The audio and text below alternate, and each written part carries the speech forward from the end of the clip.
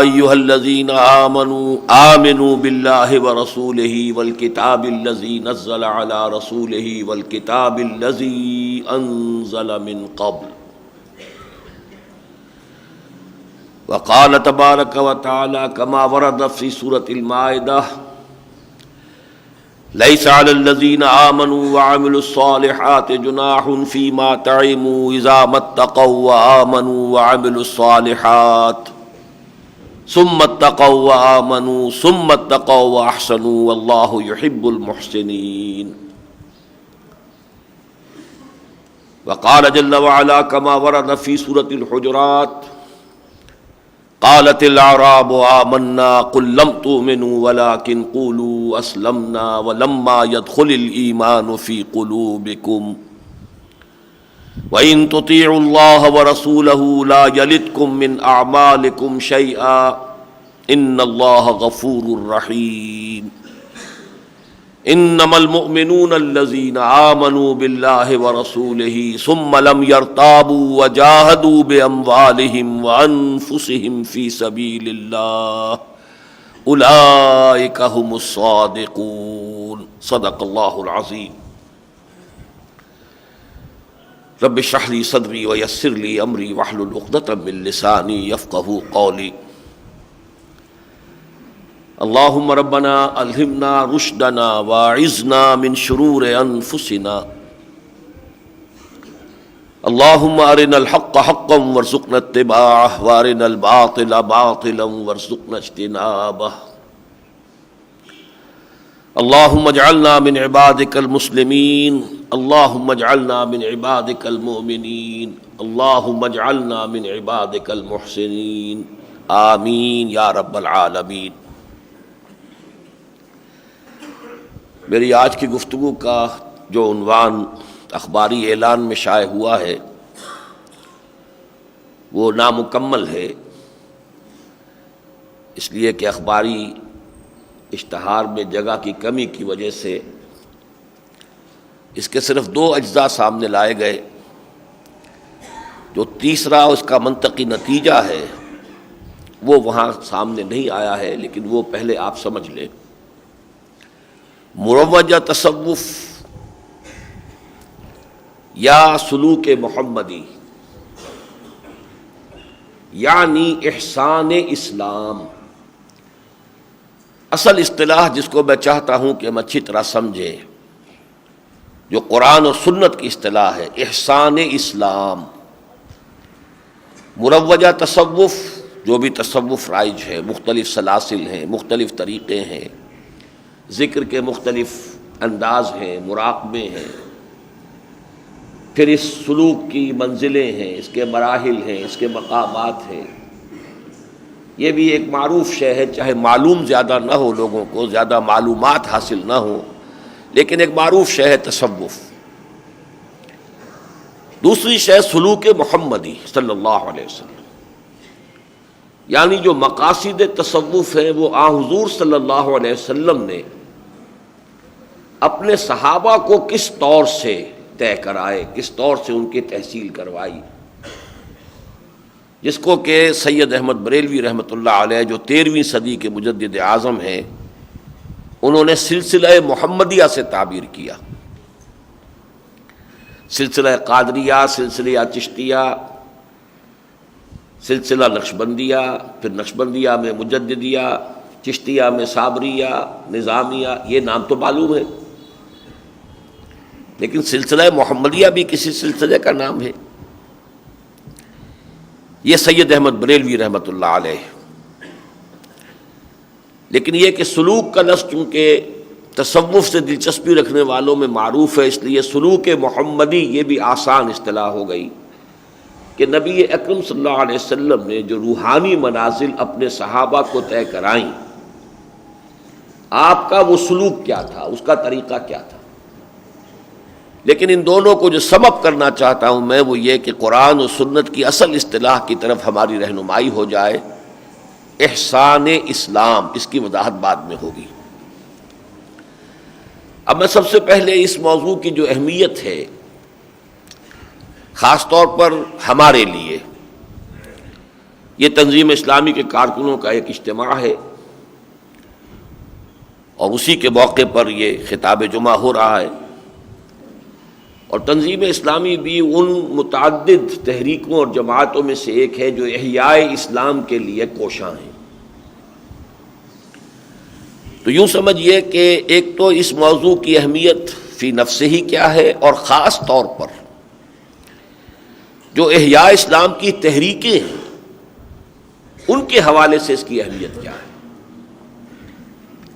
پھر ہم سمجھیں گے کہ سلوک کے یا تصوف کے اصل مقاصد کیا تھے اور کیا ہونے چاہیے، پھر یہ کہ ان مقاصد کو دور نبوی میں کس طور سے پورا کیا، پھر یہ کہ اس میں اگر درجہ بدرجہ کوئی فرق واقع ہوا ہے تو اس تبدیلی کے مراحل کیا ہیں، اور آخر میں پھر دیکھیں گے کہ اب ہمیں کیا کرنا چاہیے۔ تو سب سے پہلے سمجھیے کہ اس موضوع کی اہمیت کیا ہے، اسے بھی میں تاریخی اعتبار سے 3 ادوار میں بیان کروں گا۔ دیکھیے یہ پاکستان جو ہے جس کے ہم شہری ہیں، ہم رہتے ہیں، یہ بھی بر عظیم پاک و ہند کا ایک حصہ ہے۔ پورا بر عظیم پاک و ہند جو ہے وہ دارالاسلام رہا ہے طویل عرصے تک، 800 برس تک۔ بہرحال ہماری شامت اعمال کہ پہلے ہم انگریزوں کے غلام ہوئے، اور پھر جب آزادی نصیب ہوئی تو ہندوستان کا بہت بڑا حصہ جو ہے وہ دارالکفر ہے، اس پر ہندوؤں کا غلبہ ہے، اگرچہ مسلمان بھی کثیر تعداد میں وہاں آباد ہیں۔ یہ 2 ٹکڑے جو ہیں، اب وہ مشرقی پاکستان جو ہے بنگلہ دیش بن گیا، ابھی ہمارا نام جو ہے پاکستان انٹیکٹ ہے، موجود ہے۔ بہرحال اس میں مسلمانوں کی حکومت ہے، مسلمانوں کی آبادی ہے، مسلمانوں کی اکثریت ہے، اگرچہ اجتماعی سطح پر اسلام کا نفاذ تاحال نہیں ہو سکا، لیکن یہ ہم سب کی شامت اعمال ہے۔ لیکن اس علاقے میں اسلام آیا کب تھا اور کس شکل میں تھا، اس کو سمجھنا چاہیے۔ اس خطے میں اسلام کا ورود جو ہوا ہے وہ 2 مرحلوں میں ہوا۔ پہلا مرحلہ تھا کہ جو ابھی دور تابعین تھا، دور صحابہ تو ختم ہو چکا تھا، لیکن یہ کہ سن 91-92 ہجری ابھی دور تابعین ہے، 712 عیسوی، یہ جو زمانہ ہے محمد بن قاسم رحمۃ اللہ علیہ کے ذریعے سے جو اسلام آیا تھا، وہ تقریباً اس وقت کا جو پاکستان ہے اس کا 2/3 اس وقت دارالاسلام بن گیا تھا۔ سندھ اور سندھ سے آگے وہ مکران وغیرہ کا علاقہ تو ہے ہی، سبھی کو معلوم ہے، لیکن یہ کہ ملتان سمجھا جاتا ہے، لیکن اصل میں ملتان تو مرکزی شہر تھا اس پورے علاقے کا۔ پرانے سفر ناموں میں لاہور کا تذکرہ ملتا ہے کہ شہر لاہور کے از مضافات ملتان است، شہر لاہور جو ملتان کے سیٹلائٹس میں سے ہے، Lahore was a satellite of Multan, اس کی یہ حیثیت تھی، اور ملتان وہ مرکزی شہر تھی۔ اور جسے ہم ملتان کہتے ہیں وہ سمجھیے کہ یہ پورا علاقہ جو ہے پنجاب کا سارا میدانی علاقہ اس وقت دارالاسلام بن گیا تھا۔ بہرحال یہ شارٹ لیوڈ رہا، محمد ابن قاسم کو بلا کر واپس، چونکہ دور ملوکیت اور حدیث نبوی کی روح سے ملوکیت بھی ملکن عاضن، کاٹ کھانے والی ملوکیت کا دور آ گیا تھا، لہذا وہ جلدی سے وہ واپسی بھی ہو گئی، اثرات تو رہے، لیکن وہ جو اسلام تھا اس کی کیا صفات تھیں؟ اس میں 4 ہی بنیادی اصطلاحات تھیں کہ جو لوگوں کو معلوم تھیں: ایمان، اسلام، قرآن، جہاد، بس 4 عبادات، نماز، روزہ، حج، زکوٰۃ۔ اب آگے نہ وہ علوم شروع ہوئے تھے، تفسیر کا علم کسے کہتے ہیں، اور پھر حدیث کا علم کسے کہتے ہیں، پھر فقہ کسے کہتے ہیں، نہ فقہی اختلافات تھے، نہ فقہی مکاتب فکر تھے، نہ علم کلام تھا، نہ کوئی تصوف نام کی شے تھی، کچھ نہیں تھا، کوئی اور اصطلاح تھی ہی نہیں۔ یہ سادہ ترین اسلام تھا، سادہ ترین عرب اسلام، جس میں ابھی عجم کے اثرات کچھ داخل ہونے شروع ہوئے تھے لیکن ابھی ان کا کوئی نمایاں اثر نہیں تھا. لیکن جیسا کہ میں نے عرض کیا یہ دور جلدی ختم ہو گیا. اس کے بعد اسلام یہاں آیا 300 برس کے بعد. درمیان میں بڑا فصل ہے، بہت وقفہ ہے. سن 1000 کے لگ بھگ جو ہے اب وہ محمود غزنوی کے حملے اور شہاب الدین غوری اور یہ جو ہمارا پاکستان کا یہ علاقہ ہے اب یہ تقریباً اس وقت 1000 عیسوی میں دارالاسلام بن گیا دوبارہ. اگرچہ اس سے آگے پیش قدمی جو ہوئی ہے تو دہلی میں تخت دہلی پر جو حکومت قائم ہوئی مسلمانوں کی وہ 1206 میں ہوئی ہے. لیکن سن 1000 عیسوی سے اور تقریباً 1500 عیسوی تک یا 1550 عیسوی تک جو اسلام یہاں آیا 500 برس، اس کی کچھ خصوصیات تھیں. یہ سارا اسلام آیا تھا جسے آج کل ترکستان کہتے ہیں، وہاں سے ہو کر آیا تھا. ادھر ہمارے مغرب میں ایران میں شیعہ حکومت قائم تھی، لیکن یہ جو ترکستان کا اور جو جس کو اب ہم کہتے ہیں خراسان کا یہ سارا علاقہ خالص سنی حنفی، اس میں شیعت کا وجود نہیں تھا. لہذا جو اسلام آیا ہے اس علاقے میں اس کے کچھ اوصاف تھے. ایک تو یہ کہ قرآن اور حدیث سے لوگوں کا تعلق اتنا نہیں رہا تھا جتنا کہ فقہ سے. قرآن و حدیث کی زبان عربی ہے، یہاں عربی جو ہے وہ عام زبان کبھی بنی ہی نہیں. اسلام جب نکلا ہے عرب سے تو مغرب میں بھی پھیلا، مشرق میں بھی پھیلا. مغرب میں تو اس کی زبان بھی پھیل گئی، پورا شمالی افریقہ جو ہے عرب زبان ہے. لیکن مشرق میں جو اسلام آیا تو اسلام کے ساتھ عربی نہیں پھیل سکی. راستے میں ایران جیسا بڑا پتھر موجود تھا اور فارسی زبان بڑی زبردست زبان تھی، ان کا تہذیب، ان کا اپنا کلچر، ان کی ثقافت. تو عربی زبان ادھر نہیں آئی، بلکہ یہاں جو اسلام آیا وہ فارسی میں آیا، فارسی اسلام آیا. اگرچہ شیعت نہیں آئی، فارسی زبان میں. یہاں کی ساری حکومتیں جو رہی ہیں فارسی زبان، کورٹ لینگویج پرشین. لہذا عوام کا تعلق قرآن سے اور حدیث سے نہیں ہے. حدیث کا تو علم آیا بھی بہت بعد میں ہے. یہاں اصل شے فقہ اور اس میں تقلید جامد، اور اس کے ساتھ ساتھ دوسری چیز جو آئی وہ تصوف.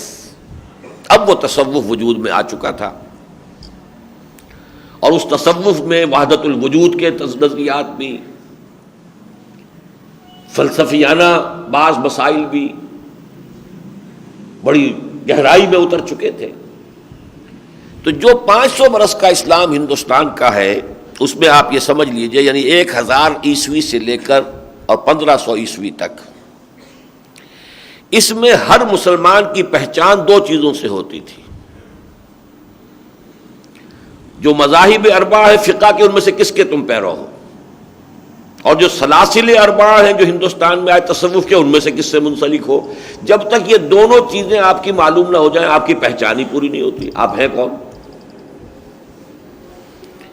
حضرت فلاں فلاں حنفی چشتی، فلاں صاحب جو کہ حنفی لیکن قادری ہیں. اکثر و بیشتر تو حنفی تھی، لیکن یہ کہ حنفی ہونا بھی نام کا جز ہوتا تھا، اس کے بغیر تو پہچان نہیں ہوتی.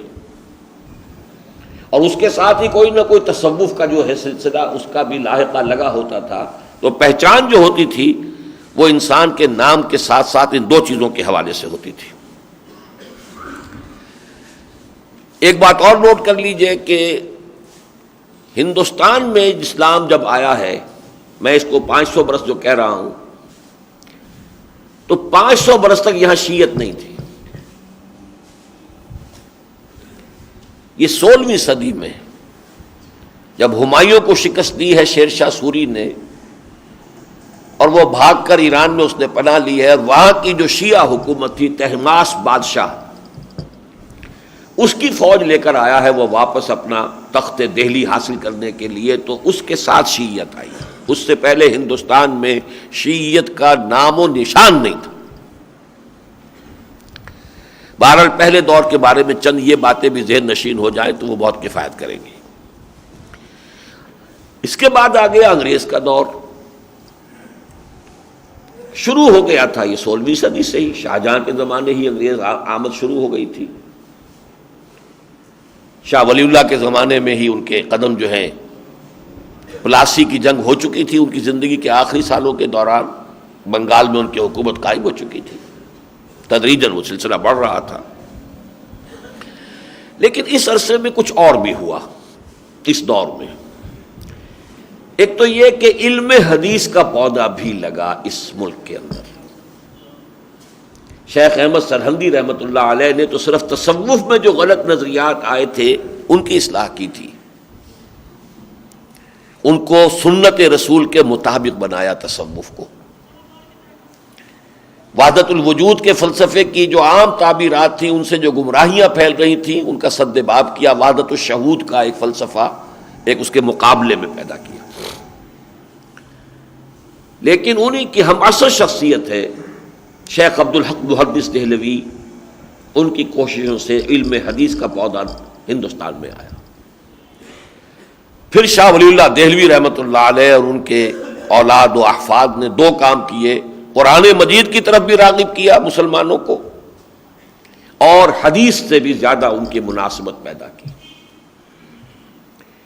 اسی زمانے میں عرب میں محمد ابن عبد الوہاب نجدی رحمۃ اللہ علیہ کی تحریک چل رہی تھی، وہاں سے بھی کچھ سلفی اثرات آئے، چونکہ وہ بھی ہم عصر ہیں، محمد ابن عبد الوہاب نجد کے اور شاہ ولی اللہ دہلی کے، یہ ہم عصر ایک زمانے میں تھے۔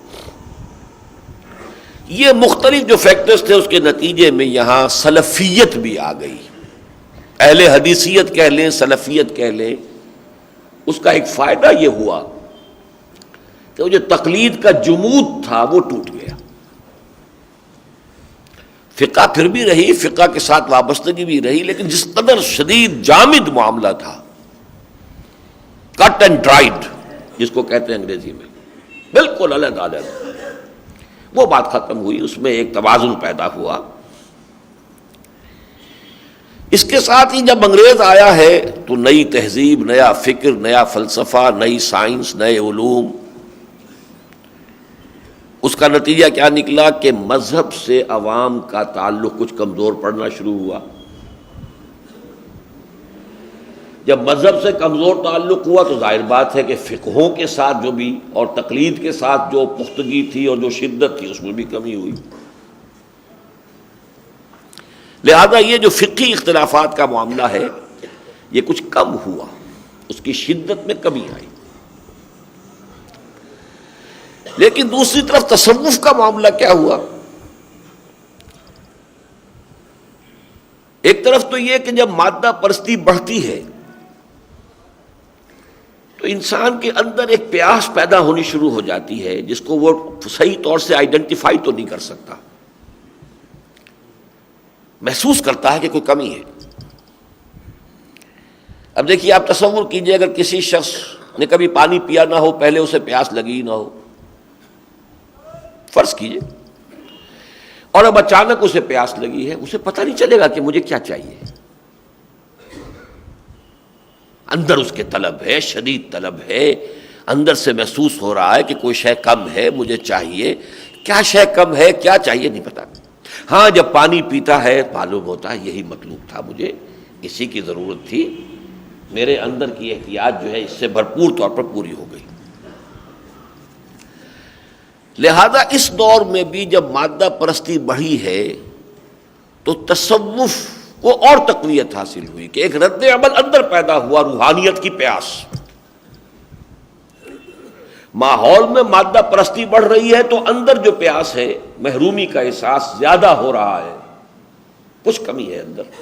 چنانچہ اسی کا بہت بڑا مظہر ہے، آپ اگر امریکہ وغیرہ میں جائیں، یہ جو کلٹس جو ہیں، بدھزم کا تصوف اور ہندوازم کا تصوف اور ان کی وہ سوسائٹیاں، اور ایک ایک گرو جاتا ہے وہاں پر اور اس کی کیا کیا شان ہو جاتی ہے، کئی 100 تو اس کی مرسیڈیز کاریں ہوتی ہیں، یا 70 شاید تھی، پورا ایک یوں سمجھیے کہ بیڑا مرسیڈیز کاروں کا۔ اور امریکہ میں بھی مرسیڈیز کار جو ہے وہ sign and symbol of status ہے۔ یہ سب کچھ کیوں ہو جاتا؟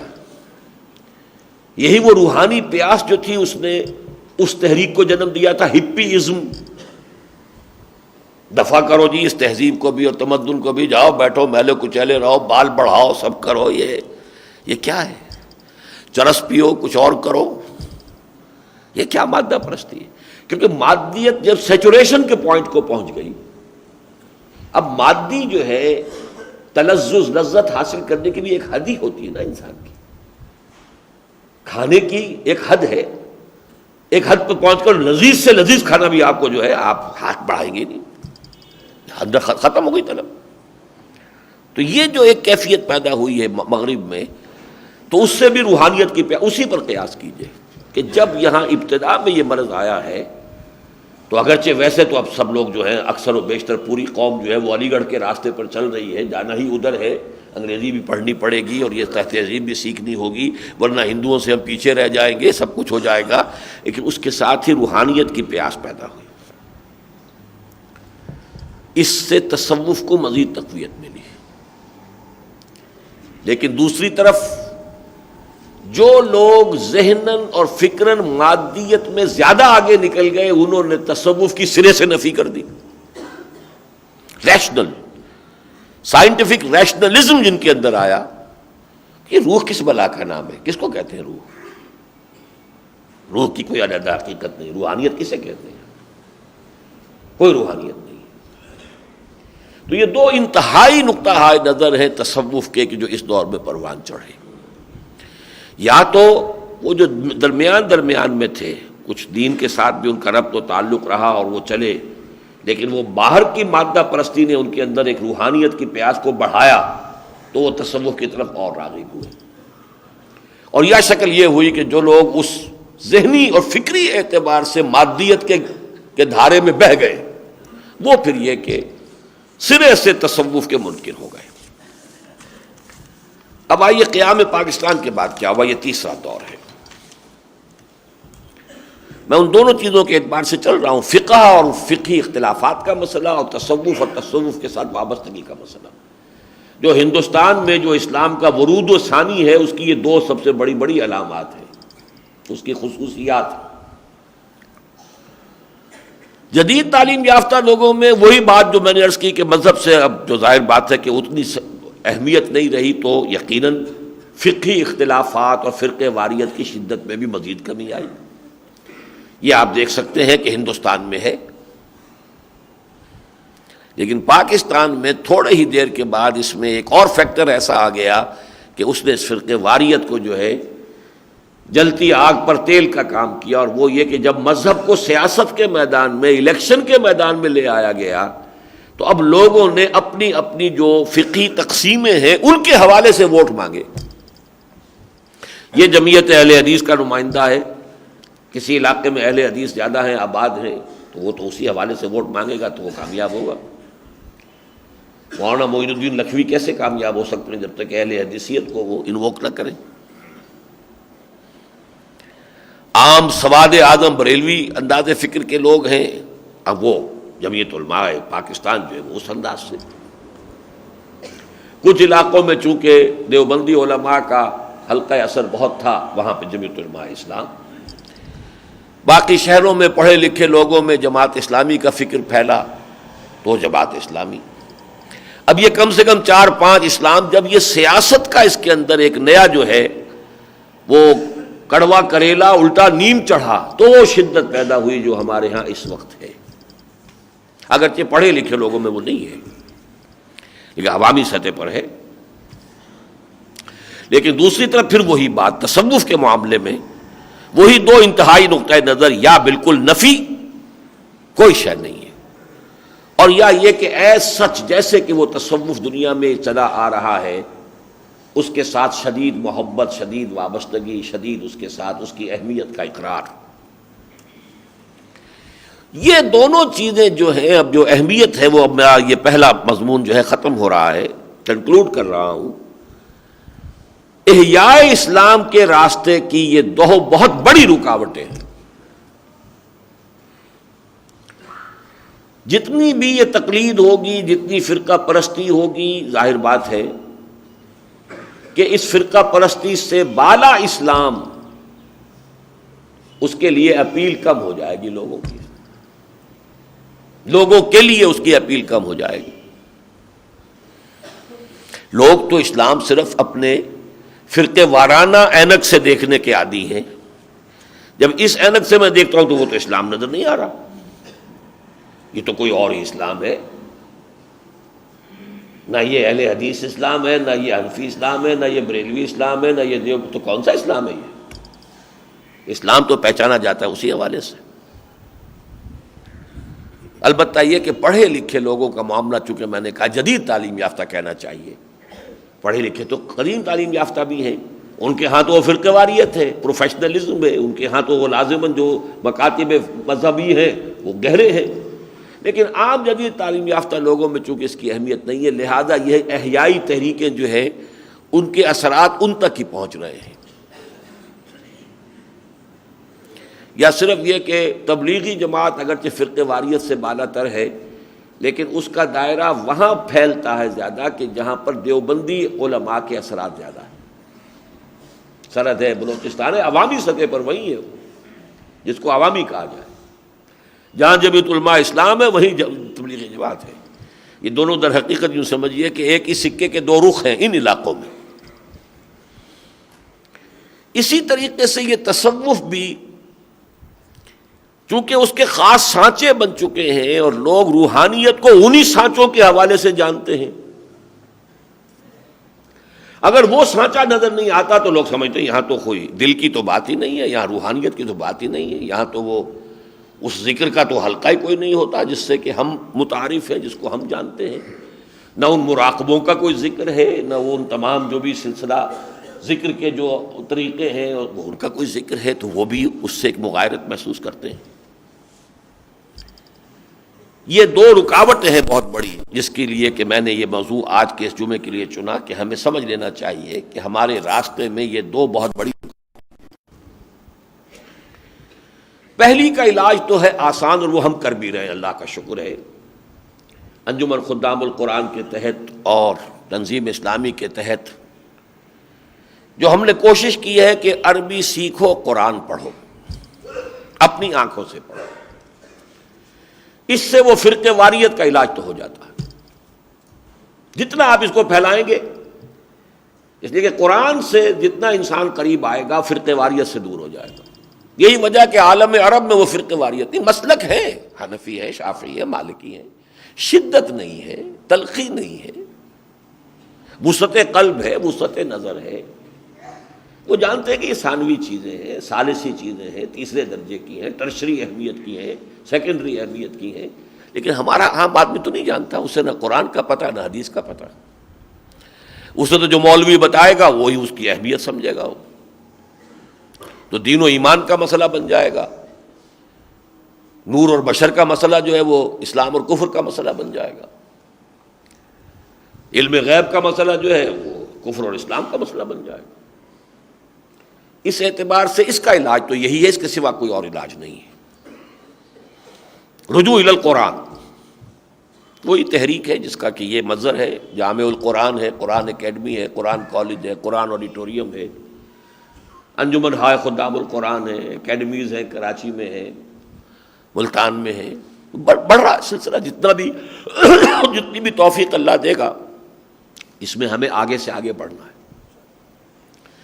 دوسری کا علاج یہ ہے کہ ہم تصوف کی حقیقت کو سمجھنا شروع کریں۔ یہ ہے جس کے لیے میں نے ایک تقریر جو کی تھی شاید 2-3 سال پہلے، لیکن بڑے محدود پیمانے پر کی تھی اپنے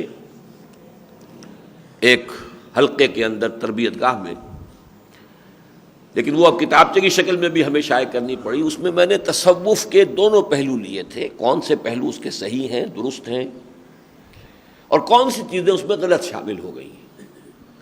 ایک خاص حلقہ جو ہے تصوف کا اس وقت جو ہمارے ہاں ملک میں کافی ہے، ان کے لوگوں نے یہ کیا کہ میری اس تقریر میں سے جو تصوف کے تائید کے حصے تھے وہ تو لے لیے، اور جو اس پر تنقید تھی وہ نکال دیا، اور تائیدی حصوں پر مشتمل ایک کیسٹ جو ہے میرے نام سے اسے عام کر دیا، اور یہ ہوا الریاض میں، سعودی عرب میں۔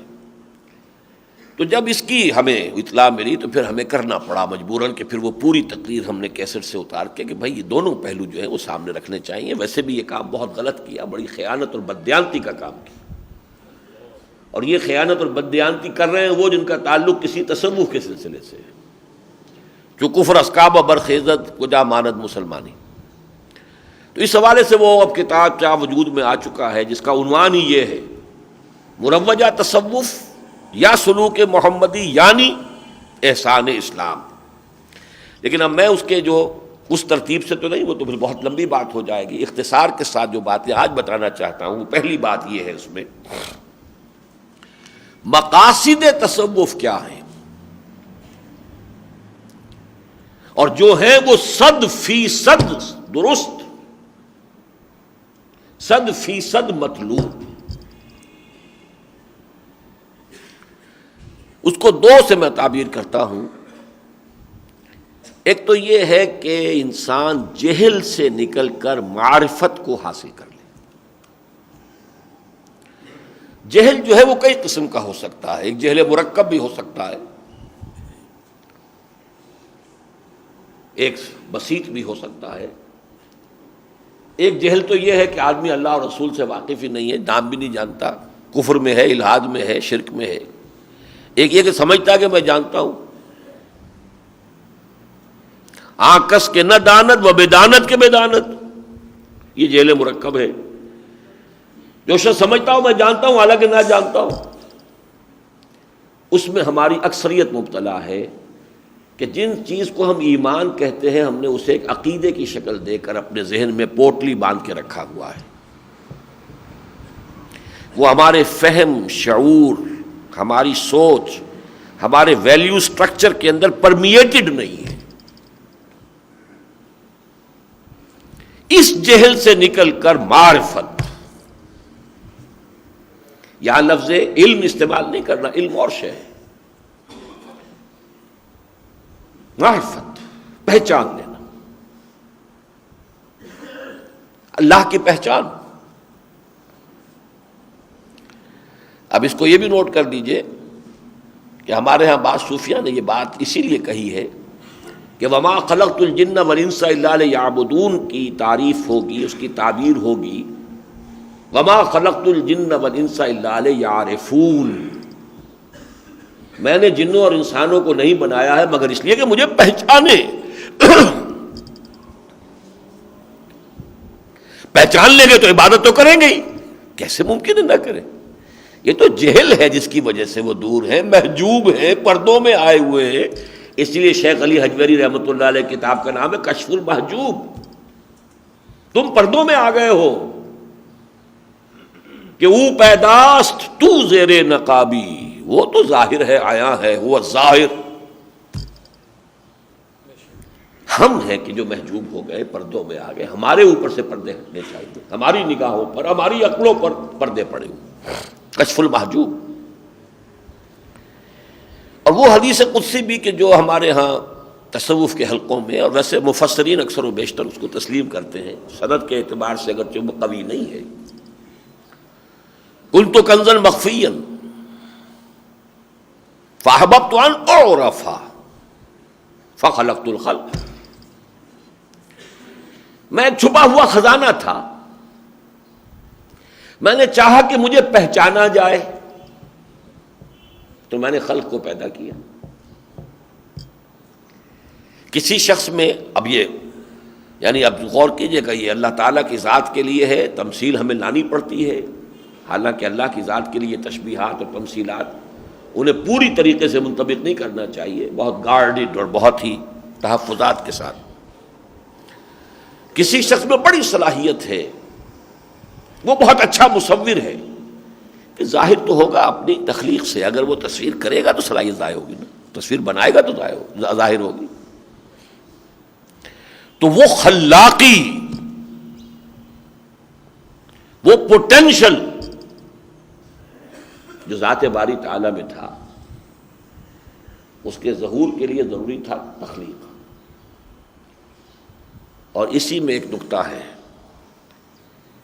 ایک ایسی مخلوق بھی پیدا کی جائے جس میں اس کے ذریعے سے اللہ کو پہچاننے کی صلاحیت پیدا ہو جائے۔ اب ایک مصور کا شاہکار تصویر سامنے ہے، دیکھنے والا اناڑی ہے، اسے پتہ ہی نہیں کہ اس کے اندر کیا نزاکت ہے، کیا خوبی ہے، کیا حسن ہے، اسے کیا پتہ ہے؟ وہ بھی تو کوئی فن سے واقف ہو، کچھ جانتا ہو اس کی باریکیوں کو، اس کے محاسن کو، اس کے معائب کو۔ وہ ہستی جو خالق کو اس کے خلق سے پہچانے انسان ہے۔ اسی لیے اللہ نے اپنی ساری مخلوقات کو اپنی نشانیاں قرار دیا، انہیں دیکھو اور مجھے پہچانو۔ ان فی خلق السماوات والارض واختلاف اللیل والنہار والفلک التي تجری فی البحر بما ينفع الناس وما انزل اللہ من السماء من ماء فاحیا به الارض بعد موتها وبث فیہا من کل دابۃ وتصریف الرياح والسحاب المسخر بین السماء والارض لآیات لقوم یعقلون۔ بہرحال پہلی بات یہ ہے معرفت، لیکن ایک بات اور بھی یہاں سنا دوں اس لفظ کے حوالے سے۔ حضور خود فرماتے تھے دو باتیں، ما عرفناک حق معرفتک، اے اللہ ہم تجھے نہیں پہچان پائے جتنا کہ تیرے پہچاننے کا حق تھا۔ یہ محمد فرما رہے ہیں صلی اللہ علیہ وسلم۔ مانتے کہ ایک وہ آخری پہچان کا مرحلہ تو اس دنیا میں آ ہی نہیں سکتا، وہ تو آخرت ہی میں آئے گا، اور وہی آخری جزا ہے جو انسان کو ملے گی، دیدار الہی جس کو کہا گیا ہے۔ اہل جنت کا سب سے اونچا مرتبہ یہ ہوگا۔ پھر ایک اور حدیث میں آتا ہے کہ حضور میدان حشر میں جب سب لوگ جمع ہوں گے تو آپ فرماتے لواء الحمد بیدی، حمد باری تعالیٰ کا جھنڈا میرے ہاتھ میں ہوگا، میں حمد کروں گا، اور اس روز جو حمد میں اللہ کی بیان کروں گا وہ آج نہیں کر سکتا۔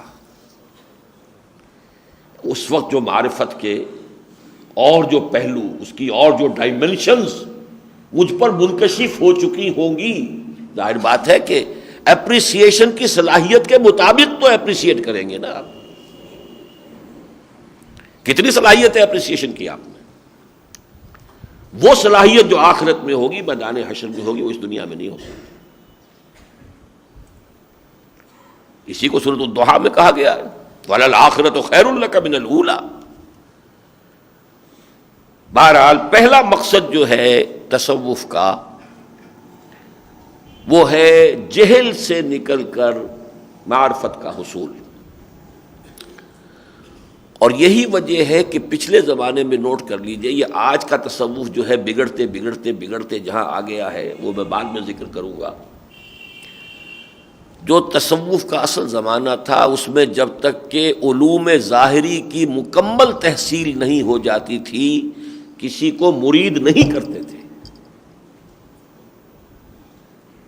علم ظاہر پہلے پڑھ کر آؤ، قرآن حدیث فقہ پڑھ کر آؤ، علم باطن کا دائرہ پھر شروع ہوتا تھا، سلوک کی منزل پھر شروع ہوتی تھی۔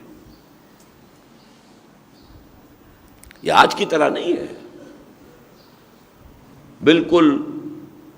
بہرحال میں توہین نہیں کہہ رہا، جنہوں نے کچھ بھی نہیں دینی علوم حاصل کیے وہ خلیفہ مجاز بھی ہوتے ہیں۔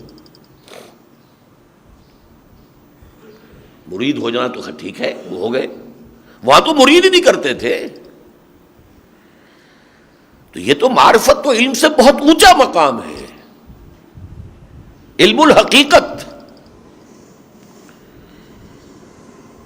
دوسرا مقصد جو ہے تصوف کا، جو تھا اور ہے اب بھی ہے، ہونا چاہیے، جو 100% درست ہے، صحیح ہے، مطلوب ہے، مقصود ہے، تزکیہ نفس، تاکہ خلوص اور اخلاص پیدا ہو جائے۔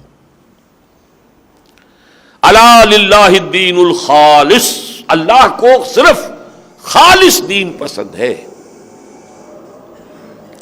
اگر تمہاری نیت میں کچھ اور بھی کھوٹ شامل ہو گیا ہے، کچھ دنیا کی طلب بھی ہے، کچھ شہرت کی ہے، کوئی مال کی ہے، کچھ یہ ہے، کوئی وجاہت چاہیے، کوئی شہرت چاہیے، یہ اتنے بڑے بڑے زیرو ہیں کہ بڑی سے بڑی تمہاری کامیابیوں کو اور بڑی سے بڑی تمہاری عبادتوں ریاستوں کو ضرب دے کر زیرو کر دیں۔ تزکیہ نفس، محرکات عمل کی تصحیح ہو جائے، اخلاص ہو جائے صرف اللہ کے لیے۔ ان صلاتی و نسکی و محیایا و مماتی للہ رب العالمین۔ اسی لیے وہ شعر کریمہ ببخشائے برحال ماں کہ ہست مسیر کمند ہوا، یہ شہوات ہیں، خواہشات ہیں، یہ فرائیڈ کی اصطلاح میں اڈ اور لیبیڈو ہے، اینیمل انسٹنکٹس ہیں، جبلی خواہشات ہیں، تلذذ ہے، سینشول گریٹیفیکیشن، اس نے انسان کو جکڑا ہوا ہے۔ اس جکڑ بند سے نکلنے کی کوشش کرنا۔ قد افلح من زکاہا وقد خاب من دساہا، یہ جو تزکیہ نفس ہے یہ ہے اصل مقصود۔ اخلاص پیدا ہو جائے، عبادت میں اخلاص، اطاعت میں اخلاص، جہاد میں اخلاص، تبلیغ میں اخلاص، دعوت میں اخلاص۔ یہ اخلاص فی العمل پیدا کرنے کے لیے جب تک کہ انسان اپنے نفس کے ان گرفت سے آزاد نہ ہو، ہزار دام سے نکلا ہوں ایک جنبش میں، کہنا تو آسان ہے، نکلنا بہت مشکل ہے۔ دبی ہوئی خواہشیں، چھپی ہوئی خواہشیں، سب کانشیس مائنڈ اگر پوری طریقے سے اندر سے ان کو کچلا نہ گیا ہو، کسی وقت ایسا اڑنگا لگاتی ہے کوئی خواہش اندر سے کہ اچھے اچھوں کو چت کرتی۔ سورہ اعراف میں اس کی مثال ہے،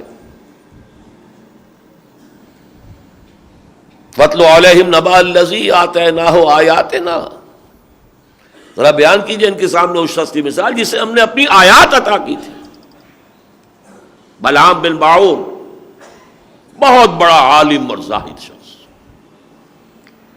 سب سے پہلے تو یہی معاملہ تھا ابلیس کا۔ عزازیل جن ہوتے ہوئے فرشتوں کی صف میں کیوں تھا؟ کانا من الجن، فرشتہ نہیں تھا لیکن فرشتہ صفت بن چکا تھا۔ اپنی روحانی ترقی میں اور اپنی علم میں اور اپنی عبادت میں اور اپنے زہد میں تب فرشتوں کے ساتھ تھا۔ اندر کی چھپی ہوئی ایک انانیت، انا خیر من، یہ بیماری تھی نا، انا خیر منہ خلقتنی من نار وخلقتہ من طین، میں کیسے سجدہ کروں اس آدم کو، میں اس سے بہتر ہوں، بس ختم۔ ابا واستکبر، تکبر کیا۔ یہی معاملہ بلعام بن باعورہ کا، یہی معاملہ علماء یہود کا، یعرفونہ کما یعرفون ابناءہم، ایسے پہچانتے ہیں حضور کو جیسے کہ اپنے بیٹوں کو پہچانتے ہیں۔ کیوں نہیں مانتے؟ تکبر، سب کانشیس مائنڈ کے اندر پڑی رہتی ہیں چیزیں، lurking beneath the conscious level. کسی وقت ڈسے گا وہ کفری جو ہے، اس کو لیے اچھی طریقے سے کچلنا، اس کو، یہ کچلنے کا لفظ آیا نا سورہ مزمل میں، ان ناشئۃ اللیل ہی اشد وطئا واقوم قیلا، کچلنا۔ یہ رات کا اٹھنا جاگنا اللہ کے لیے، تہجد کے لیے، یہ ہے جو نفس کو کچلنے میں بہت شدید ہے، تو کچلنا تو ہے اسے۔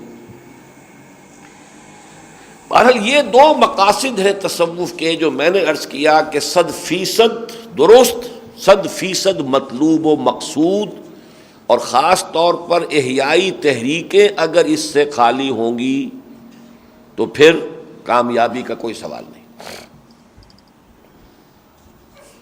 البتہ حضور کا طریقہ اس کا کیا تھا؟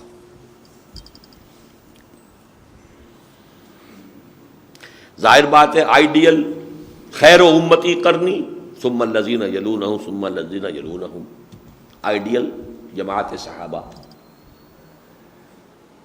یہ بھی ہمارا یقین ہے کہ ادنا سے ادنا صحابی کا ایمان بھی بڑے سے بڑے ولی اللہ جو ہے غیر صحابی اس کے ایمان سے افضل ہے۔ ان کا تزکیہ کیسے ہوا؟ انہوں نے معرفت کہاں سے ملی؟ یہ بات سمجھنے کی ہے۔ ایمان کا حصول قرآن سے۔ کیسے؟ شروع میں تو اور کوئی عبادت تھی نہیں۔ قم اللیل الا قلیلا نصفہ او انقص منہ قلیلا او زد علیہ ورتل القرآن ترتیلا۔ یہ ٹھہر ٹھہر کر، یہ جیسے آپ کو کوئی چیز ہیمر کرنی ہو تو پھر بار بار ہیمر اٹ ڈاؤن۔ حالانکہ جو قرآن کو جاننے والے ہیں انہیں معلوم ہے کہ ابھی کتنا قرآن اترا تھا۔ جب سورہ مزمل نازل ہو رہی ہے کتنا قرآن نازل ہوا ہے؟ اس کا مطلب ریپیٹیشن، اور ریپیٹیشن کو میں تشبیہ دے رہا ہوں ہیمرنگ سے۔ یہ ہے وہ نور، اندر جائے گا تو جہل کی تاریکی کو رفع کرے گا۔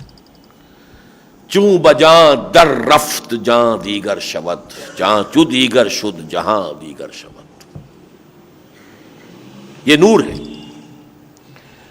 حضور سے خود فرمایا گیا، سورہ شورى کی آخری سے پہلی آیت ہے، ما کنت تدری ما الکتاب ولا الایمان۔ اے نبی آپ کو کچھ معلوم نہیں تھا کتاب شریعت کس کو کہتے ہیں، ایمان کسے کہتے ہیں۔ ولیکن جعلناہ نورا، ہم نے اس قرآن کو نور بنا کر آپ پر نازل کیا۔ نہدی بہی من نشاء من عبادنا، اس کے ذریعے سے ہم ہدایت دیتے ہیں اپنے بندوں میں سے جس کو چاہتے ہیں۔ اور یہ قرآن جب آپ کے اندر اتر رہا ہے تو اب آپ نور مجسم ہوں گے۔ محمد کیا ہے؟ مجسم قرآن۔ قرآن کیا ہے؟ نور، تو نور مجسم۔ وَإِنَّكَ لَتَهْدِي إِلَىٰ صِرَاطٍ مُسْتَقِيمٍ، اور اب یقیناً آپ ہی ہدایت دیں گے سیدھے راستے کی طرف۔ یہ ترتیب ہے۔ ایک نقطہ یہاں میں اور واضح کر دوں، ہمارا یہ عام خیال ہے اور غلط نہیں ہے، صحیح ہے۔ صحابہ کی جو تحصیل ایمان کی ایک بہت بڑی شے تھی ان کے لیے، سورس، وہ صحبت محمدی صلی اللہ علیہ وسلم۔ اب ظاہر بات ہے کہ وہ تو ہمیں میسر نہیں، اس کا کوئی بدل بھی امت کو دینا چاہیے یا نہیں؟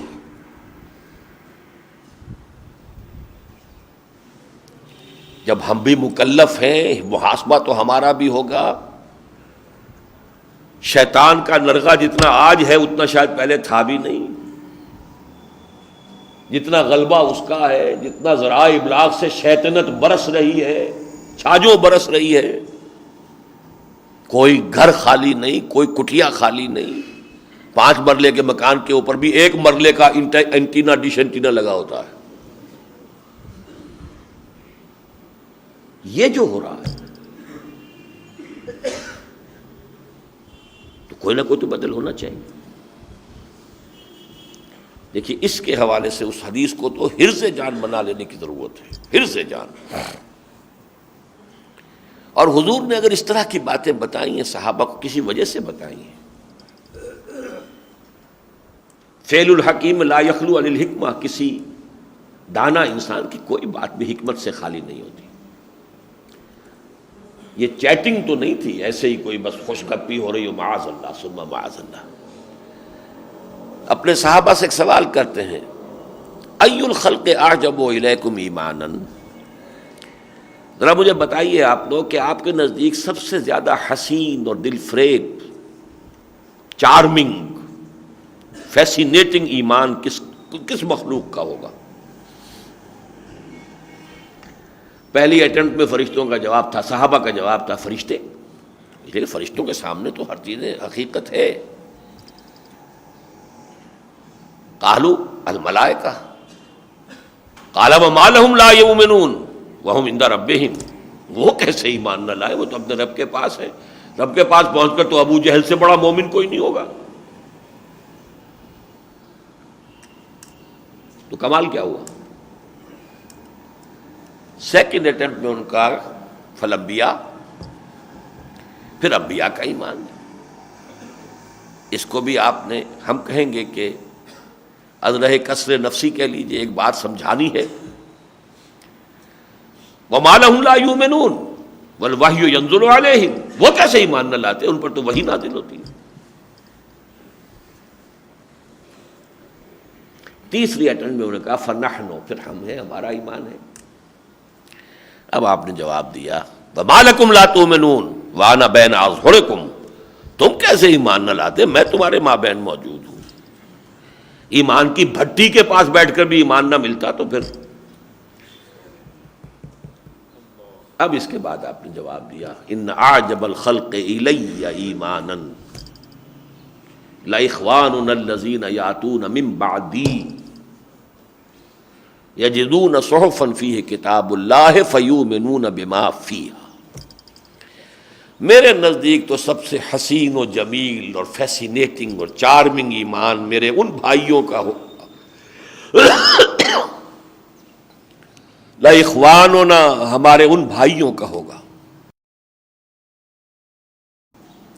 یاتون من بعدی، جو میرے بعد آئیں گے، مجھے تو نہیں پائیں گے. یجدون صحفا فیہ کتاب اللہ، وہ اوراق انہیں ملیں گے جن میں اللہ کی کتاب لکھی ہے. فیؤمنون بما فیہا، تو ایمان لائیں گے اس پر کہ جو ان کے ذریعے سے ملے گی، ان اوراق، ان صحیفوں کے ذریعے سے. بہرحال اس وقت میں اس تفصیل میں نہیں جا سکتا کہ اس ایمان کے قرآن سے حصول کا یہ فینومینن کیا ہے، وہ میں بعد میں عرض کروں گا اگر وقت نے اجازت دی. دوسری شے، ایمان کا قرآن سے حصول کے بعد اس ایمان کی مسلسل آبیاری کی بھی ضرورت ہے. یہ پودا پانی مانگتا ہے مسلسل. اس ایمان کی مسلسل آبیاری کے لیے ہے جس کا نام ہے ذکر. لیکن ذکر میں جو ترتیب ہے، نمبر ایک الذکر خود قرآن ہے. یہ ایمان پیدا کرتا بھی ہے، اسے تازہ رکھتا بھی ہے. انا نحن نزلنا الذکر وانا لہ لحافظون. پھر نماز ہے، 5 وقتہ نماز ہے. اقم الصلاۃ لذکری، یہ جامع ترین ذکر ہے اس لیے کہ اس میں ذہنی قلبی ذکر بھی ہے، عملی بھی ہے. 10 بستہ کھڑے ہیں جھکے ہوئے، پھر رکوع میں گئے ہیں، پھر سجدے میں گئے ہیں. یہ ذکر بالجوارح ہو رہا ہے، اپنے وجود کے ساتھ، اپنے اعضاء کے ساتھ. تیسرا ذکر ہے ادعیاء مسنونہ اور اوراد مسنونہ. وہ دعائیں جو حضور زندگی کے ہر عمل کو کرتے ہوئے، آئینہ دیکھا ہے تو دعا ہے، کپڑے بدلے ہیں دعا ہے، صبح اٹھے ہیں دعا ہے، آنکھ کھلتے ہی الحمدللہ الذی احیانی بعد ما اماتنی والیہ النشور. بیت الخلاء میں داخل ہو رہے ہیں دعا ہے، باہر نکلے ہیں دعا ہے. کوئی عمل ہے ہی نہیں جس کے ساتھ دعا نہ ہو.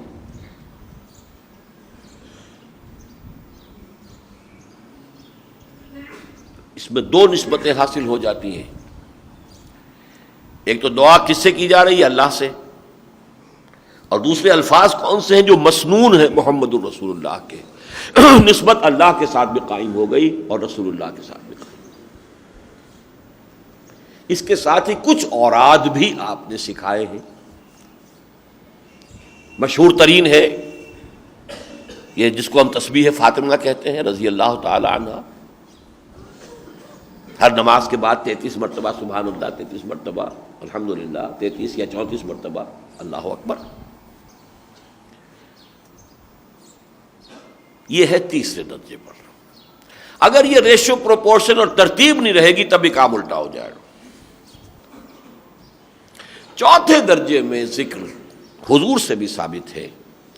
بعض اصحاب کو کوئی خاص بات بتانا، یہ ہے ایک حاذق ماہر نفسیات، ماہر روحانیات شخص کا کام کہ اس خاص شخص میں کون سی بڑی کمزوری ہے، اس کے حوالے سے مراقبہ. یہ اس تم جا کے اس آیت کو پکاؤ، یہ مولانا احمد علی صاحب کا جملہ ہوتا تھا. اس آیت کا خاص استحضار ہو، بار بار پڑھا جا رہا ہے، یا کوئی اور ذکر ہے، تو اس کو میں کہتا ہوں یہ پرٹیکولر پرسن کے لیے پریسکرپشن ہے. پی پیپلز پارٹی مراد نہیں ہے، پرٹیکولر پرسن کے لیے پریسکرپشن.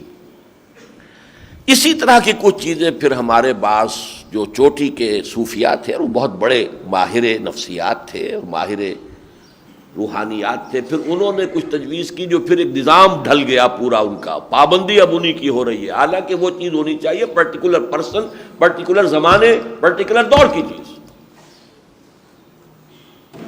دائم شے جو ہوگی وہی تین ہوں گی: الذکر قرآن، جامع ترین ذکر صلاح، اور دائم ذکر کثیر، ادعیہ مسنونہ اور اوراد مسنونہ. چوتھے درجے میں اگر کوئی شخص کسی سلسلے کے کسی خاص ذکر سے کوئی کرے معاملہ تو میں اسے کوئی حرام بات نہیں کہوں گا، غلط بات نہیں کہوں گا، لیکن اس چوتھے کو اصل سمجھ لینا، بس پھر تلپٹ ہو گیا معاملہ. اگر یہ ریشو پروپورشن کانورس ہو جائے، ریورس ہو جائے. تیسری چیز جو سلوک محمدی میں تھی صلی اللہ علیہ وسلم، اور جو منطقی طور پر، عقلی طور پر بھی،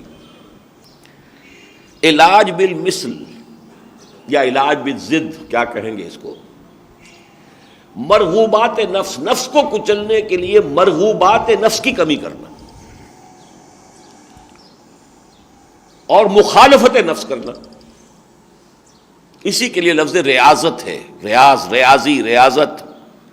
اور ریاض کا لفظ بولتے ہیں یہ موسیقار جو ہوتے ہیں، بڑا ریاض کر رہا ہے، مطلب بڑی مشق کرتے ہیں. آسانی سے تو قابو میں نہیں آتی موسیقی، زندگی بھر پوری زندگی کا ریاض ہوتا ہے ان کا، جتنی وہ مشق کرتے ہیں، جتنی محنت کرتے ہیں.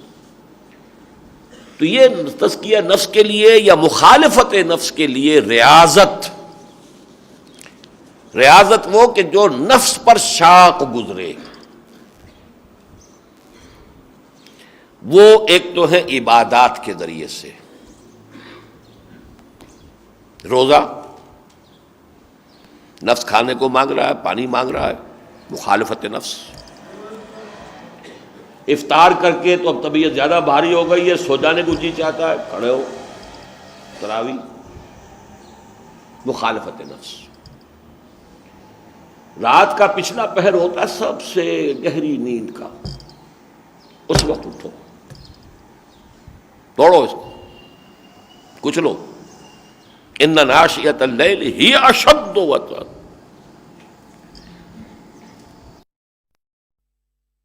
بہت ہی میں ہو مریض تو اس مریض کا معاملہ بھی یہ ہوتا ہے کہ اس پچھلے پہر میں آ کے رات کو کچھ نہ کچھ آرام سکون ہو جاتا ہے. یہ بڑا کچھ سکون کا وقت ہوتا ہے، کچھ ہے اس کی نفسیاتی بات. اس کے لیے یہ ہے. اور اس میں پھر نوافل کا اہتمام، فرائض کے بعد نوافل. اور دوسری چیز مخالفت نفس میں سب سے زیادہ مؤثر شے جہاد فی سبیل اللہ، دعوت اللہ اور اقامت دین کی جد و جہد میں لوگوں کی مخالفت، لوگوں کی گالیاں، لوگوں کے تانے، لوگوں کا بائیکاٹ، لوگوں کی طرف سے پرسیکیوشن، جان اور مال کا نقصان. اور جب جہاد فی سبیل اللہ، قتال فی سبیل اللہ بن جائے تو نقد جان ہتھیلی پر رکھ کر میدان میں آ جانا، یہ مخالفت نفس کا سب سے مؤثر ذریعہ. اس لیے کہ نفس انسانی کا سب سے پورٹنٹ جو ہے محرک، سب سے important instinct preservation of the self ہے. پھر پریزرویشن آف دی اسپیشیز ہے، جس کے لیے سیکس ہے. آدمی اپنی جان دینے کے لیے تیار ہے. یہ مخالفت نفس کی انتہا ہے. پھر ظاہر بات ہے کہ وہ گھر کا آرام تو نہیں ہے، ہر وقت جنگ نہیں ہو رہی ہے، مارکا نہیں بھی ہے، بدر کے لیے نکلے ہیں، سفر کی مشقت ہے، راشن کی کمی ہے، رسد نہیں ہے، آرام نہیں ہے، اور آخری درجے میں آ کر سامنے کھڑے ہو گئے ہیں. تو بہرحال جو بھی جنگ میں جاتا ہے وہ موت کا وہ ایک دفعہ تو گویا کہ اس کو ذہناً قبول کرتا ہے تو جاتا ہے، اس کے بعد واپس آ جانا تو نافلۃ لک کے درجے میں ہے. یہ جہاد فی سبیل اللہ اور یہ دعوت الی اللہ، دعوت اللہ کے نتیجے میں کیا ہوگا؟ طنز ہوگا، استہزاء ہوگا، تمسخر ہوگا، مذاق اڑایا جائے گا. جب محمد الرسول اللہ جیسی شخصیت کو کہ جن سے زیادہ عزیز اور محبوب انسان مکے والوں کو کوئی نہیں تھا، الصادق الامین کا خطاب ان کو دیا انہوں نے. شاعر ہیں، مجنون ہو گئے ہیں، دماغ خراب ہو گیا ہے، جھوٹ بولتے ہیں، کذاب ہیں، اور یہ کسی سے ڈکٹیشن لیتے ہیں. کوئی عجمی غلام انہوں نے گھر میں بند کیا ہوا ہے، اس سے یہ سیکھ کر آتے ہیں اور ہم پر دھونس جماتے ہیں کہ مجھ پر وحی آ رہی ہے. یہ ساری باتیں سننی پڑ رہی تھی محمد الرسول اللہ کو، اور دل زخمی ہوتا تھا. ایسا نہیں ہے کہ اثرات نہ ہوتے ہوں. آپ کے صاحبزادے حضرت ابراہیم کو جب دیکھا ہے آپ نے نزع کے عالم میں تو آنکھوں میں آنسو آئے ہیں. ایک حساس قلب تھا محمد کا صلی اللہ علیہ وسلم، کوئی پتھر کا ٹکڑا تو نہیں تھا، نہایت حساس سب کچھ. اور اللہ تعالیٰ کو اسی لیے دل جوئی کے لیے آیات نازل فرمانی پڑی نا. نون والقلم وما یسطرون ما انت بنعمت ربک بمجنون. اے نبی آپ کیوں خامخواہ ملول و غمگین ہوتے ہیں؟ ان کے کہنے سے کوئی آپ مجنون تو نہیں ہو جائیں گے؟ وَلَقَدْ نَعْلَمُ أَنَّكَ يَضِيقُ صَدْرُكَ بِمَا يَقُولُونَ. اور ہمیں خوب معلوم ہے کہ آپ کا سینہ بھیجتا ہے ان باتوں سے کہ جو یہ کر رہے ہیں. فَاصْبِرْ عَلَىٰ مَا يَقُولُونَ. لیکن صبر کیجیے، جھیلیے، برداشت کیجیے. پھر جیسے جیسے بات آگے بڑھی، فزیکل پرسیکیوشن، پھر فاقے بھی آ رہے ہیں. پھر 3 برس کی حضور کی قید سمجھ لیجئے شیب بنی ہاشم میں. فاقوں کا وہ عالم ہے، سوکھے چمڑے ابال ابال کر اس کا پانی ٹپکایا جا رہا ہے بچوں کے حلق میں، یہ غذا بن رہی ہے. کبھی کسی نے جان ہتھیلی پر رکھ کر، حکیم بن حزام رضی اللہ تعالی عنہ حضرت خدیجہ کے قریبی عزیز تھے، وہ کبھی پہاڑ کے چوٹی کو کراس کر کے، اس لیے کہ گھاٹی کے دونوں طرف پہرا تھا. گھاٹی وہی ہوتی ہے، 2 پہاڑ ہیں، اس کے درمیان ہے، اور ادھر بھی ایک منہ ہے اس کا، ادھر بھی ایک منہ ہے. فلقتحم العقبہ، عقبہ کس کہتے ہیں؟ شعیب اور عقبہ. اب اگر کوئی پہاڑ کے اوپر سے اتر کر اور پھر کچھ پہنچا دے تو پہنچا دے، کچھ کھانے کے لیے ہو جا، ورنہ ممکن نہیں. 3 برس یہ ہے مخالفت نفس. اس سے زیادہ پورٹنٹ اور کون سی مخالفت نفس ہوگی؟ تو حضور کا جو سلوک تھا، سلوک محمدی، اس کے 3 کارڈینل پرنسپلز ہیں. حصول ایمان بذریعہ قرآن، ایمان کی آبیاری بذریعہ ذکر، ذکر میں پھر اولاً قرآن، پھر نماز، پھر ادعیاء اور اوراد معصورہ مسنونہ، اور مخالفت نفس. اور مخالفت نفس میں ریاضتیں، عبادتیں، ان میں فرض کی جگہ اہم ترین، اور پھر نوافل. اور نمبر 2 جہاد فی سبیل اللہ، دعوت و اقامت دین کی جد و جہد کے موانع اور رکاوٹیں، اور اس میں ایثار اور قربانیاں، اور اس میں مشقتیں اور محنتیں اور تکلیفیں اور مصائب جھیل کر اس میں ثابت قدم رہنا. یہ ہے سلوک محمدی صلی اللہ علیہ وسلم کے 3 کارڈینل پرنسپلز. اس کے بعد ہوا کیا ہے وہ بھی ذرا چند دور ہیں، ان کو گن لیجئے. دور خلافت راشدہ تک تو یہی تھا تصوف. اپنے وقت کے صوفی اعظم حضرت عمر ہیں، ان سے پہلے کے صوفی اعظم ابو بکر ہیں. ابو بکر سے بڑا صوفی کون ہوگا؟ ابو بکر سے بڑا عاشق رسول کون ہوگا؟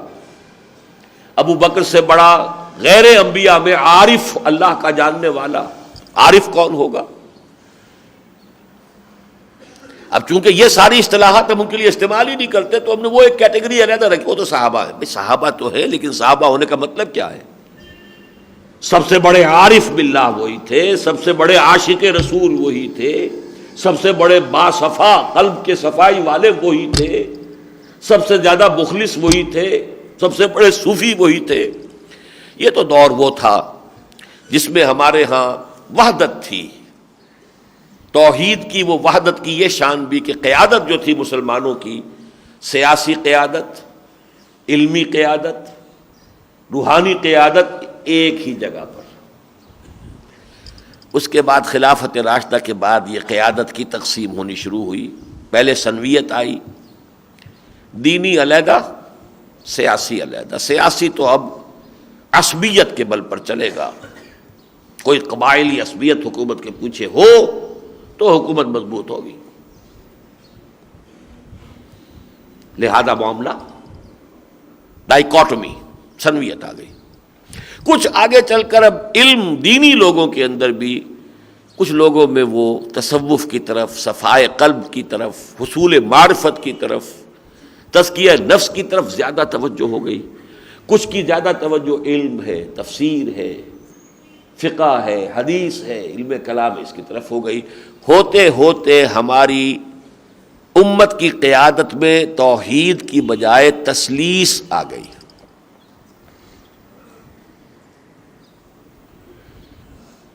اسی کو عبداللہ ابن مبارک نے کہا تھا رحمۃ اللہ علیہ تابع تابعین کے زمانے میں، وما افسد الدین الا الملوک واحبار سوء ورہبانھا۔ یہ تین طبقات ہیں کہ جو دین کے اندر خرابی پیدا کرتے ہیں۔ بادشاہ، وہ سیاسی اور عسکری قیادت ہو گئی۔ علماء سو، یہ علمی قیادت ہے، ان میں سے جو برے لوگ ہیں۔ علماء حقانی علیحدہ ہے، علماء سو، اور دوسرے وہ صوفیہ جو دنیا پرست ہیں، دکھاوے کے صوفی بنے ہوئے ہیں، حصول دنیا کا ذریعہ بنایا ہے۔ اور یہ ابھی تبع تابعین کا دور ہے، تھرڈ جنریشن ہے ابھی صرف حضور کے بعد، اور اس میں بھی کیفیت کیا ہو گئی تھی کہ یہ شعر کہنا پڑ رہا ہے۔ اب تصوف کے میدان میں جو پہلی غلطی ہوئی ہے، جو میرے نزدیک ہمالائن مسٹیک ہے، کہ ایک مجہول الاصل لفظ اصطلاح کو اس کا عنوان بنا دیا گیا۔ تصوف یہ لفظ تو نہ قرآن میں آیا نہ حدیث میں آیا، یہاں تک کہ تصوف کے بڑے سے بڑے حامی بھی یہ نہیں کہہ سکتے کہ اس کے بارے میں یقین سے معلوم ہے کہ کس لفظ سے بنا ہے۔ کچھ لوگ چاہتے ہیں کہ کہیں کہ یہ صفا سے بنا ہے، صفائے قلب سے، لیکن صفا سے کسی عربی قاعدے سے بن ہی نہیں سکتا۔ یہ صوف سے بن سکتا ہے، اون۔ اور اس میں ایک بات معلوم ہوتی ہے کہ ابتدائی زمانے کے جو یہ جن کے طبیعت میں فقر کا غلبہ تھا، تو ویسے مسلمانوں میں جو ہے بڑی اب خوشحالی آ گئی تھی، تو کپڑے اچھے پہنتے تھے، کاٹن، رومی کتان، آج بھی آپ کو معلوم ہے کہ اب کاٹن جو ہے سب سے مہنگا لباس ہے پہننے کے لیے۔ تو رومی کتان جو ہوتی تھی وہ ایک بہت اعلیٰ شے ہوتی تھی، وہ بہت نرم بھی، بہت عمدہ۔ لیکن یہ کہ اس وقت وہ اون کے لباس پہنتے تھے تاکہ جسم کو بجائے آرام کے تکلیف رہے، چبھے، یہ غفلت طاری نہ ہو۔ اگر اون کی کوئی گدڑی جو ہے وہ پہنی ہوئی ہے، پشمینہ پوش جس کو اقبال نے کہا ہے، صوفیے پشمینہ پوش، صوفیے پشمینہ پوش حال مست، از شراب نغمہ قوال مست، تو پشمینہ پوش، تو ایک تو لفظ سے بنتا ہے۔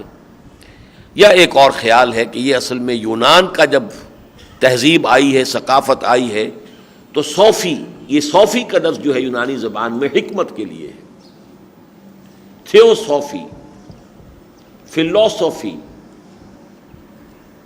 فلسفی آف لاجک، حکمت منطق، یہ فلسفی ہے۔ تھیوسوفی، حکمت مذہب، تو حکمت، چونکہ وہ معرفت اور حکمت یہ ان حضرات کی بہرحال ایک دلچسپی تھی اور تصوف کے مقاصد میں تھا، لہذا وہ صوفی کا لفظ شاید آیا ہے، واللہ عالم، میں یقین سے نہیں کہہ سکتا۔ لیکن اسے ہمالائن مسٹیک میں اس لیے کہہ رہا ہوں کہ جو دین کی، قرآن کی، حدیث کی اصل اصطلاح تھی احسان، اس کے لیے یہ حجاب بن گئی۔ احسان کا لفظ آج اچھے پڑھے لکھے مسلمان بھی نہیں جانتے کہ احسان کس شے کو کہتے ہیں۔ یہی معلوم ہے کہ کسی کے ساتھ بھلائی کر دینا، کسی کی تکلیف رفع کر دینا، یہ احسان ہے۔ احسان اسلام وہ کیا ہے وہ میں بعد میں عرض کروں گا۔ لیکن ابتدائی دور میں معرفت کا معاملہ بھی یہ تھا کہ قرآن سے اور سنت سے، یہی ذریعہ تھا ابتدائی دور کے صوفیاء کا معاملہ، اور عمل صالح اور ریاضت بھی تھی تو عبادات کے ذریعے سے، اس میں کثرت، اس میں نوافل۔ البتہ جہاد فی سبیل اللہ کا معاملہ اس معنی میں اب کم ہوتا گیا۔ کیوں ہوتا گیا یہ بھی سمجھ لیجئے۔ اسلامی حکومت رفتہ رفتہ ملوکیت میں بدل گئی۔ اب ہیں ملوک، ہیں مسلمان۔ اب جو جہاد وہ کر رہے ہیں وہ جہاد اصل میں فی سبیل اللہ نہیں ہے، اپنی مملکت کو بڑھانے کے لیے کر رہے ہیں۔ ریونیوز زیادہ ہوں، زیادہ بڑا محل بنے، زیادہ بڑے شان و شوکت سے رہے، بادشاہ کا تو مقصد یہ ہے۔ لہذا خالص جہاد فی سبیل اللہ کا میدان وہ بند ہو گیا۔ اب تو فوج ہے، فوجی ہے، اسٹینڈنگ آرمیز ہے، ایک پیشہ بن گیا۔ کہاں وہ جہاد فی سبیل اللہ، وہ کوئی پیشہ تو نہیں تھا۔ صرف غرض ہو اللہ کے دین کی خدمت اور عصمت، ذاتی کوئی مقصد آ گیا تو جہاد فی سبیل اللہ کہاں رہا، وہ تو زیرو سے ضرب کھا گیا۔ رفتہ رفتہ تدریجاً یہ جہاد کا وہ کھاتا بھی ختم۔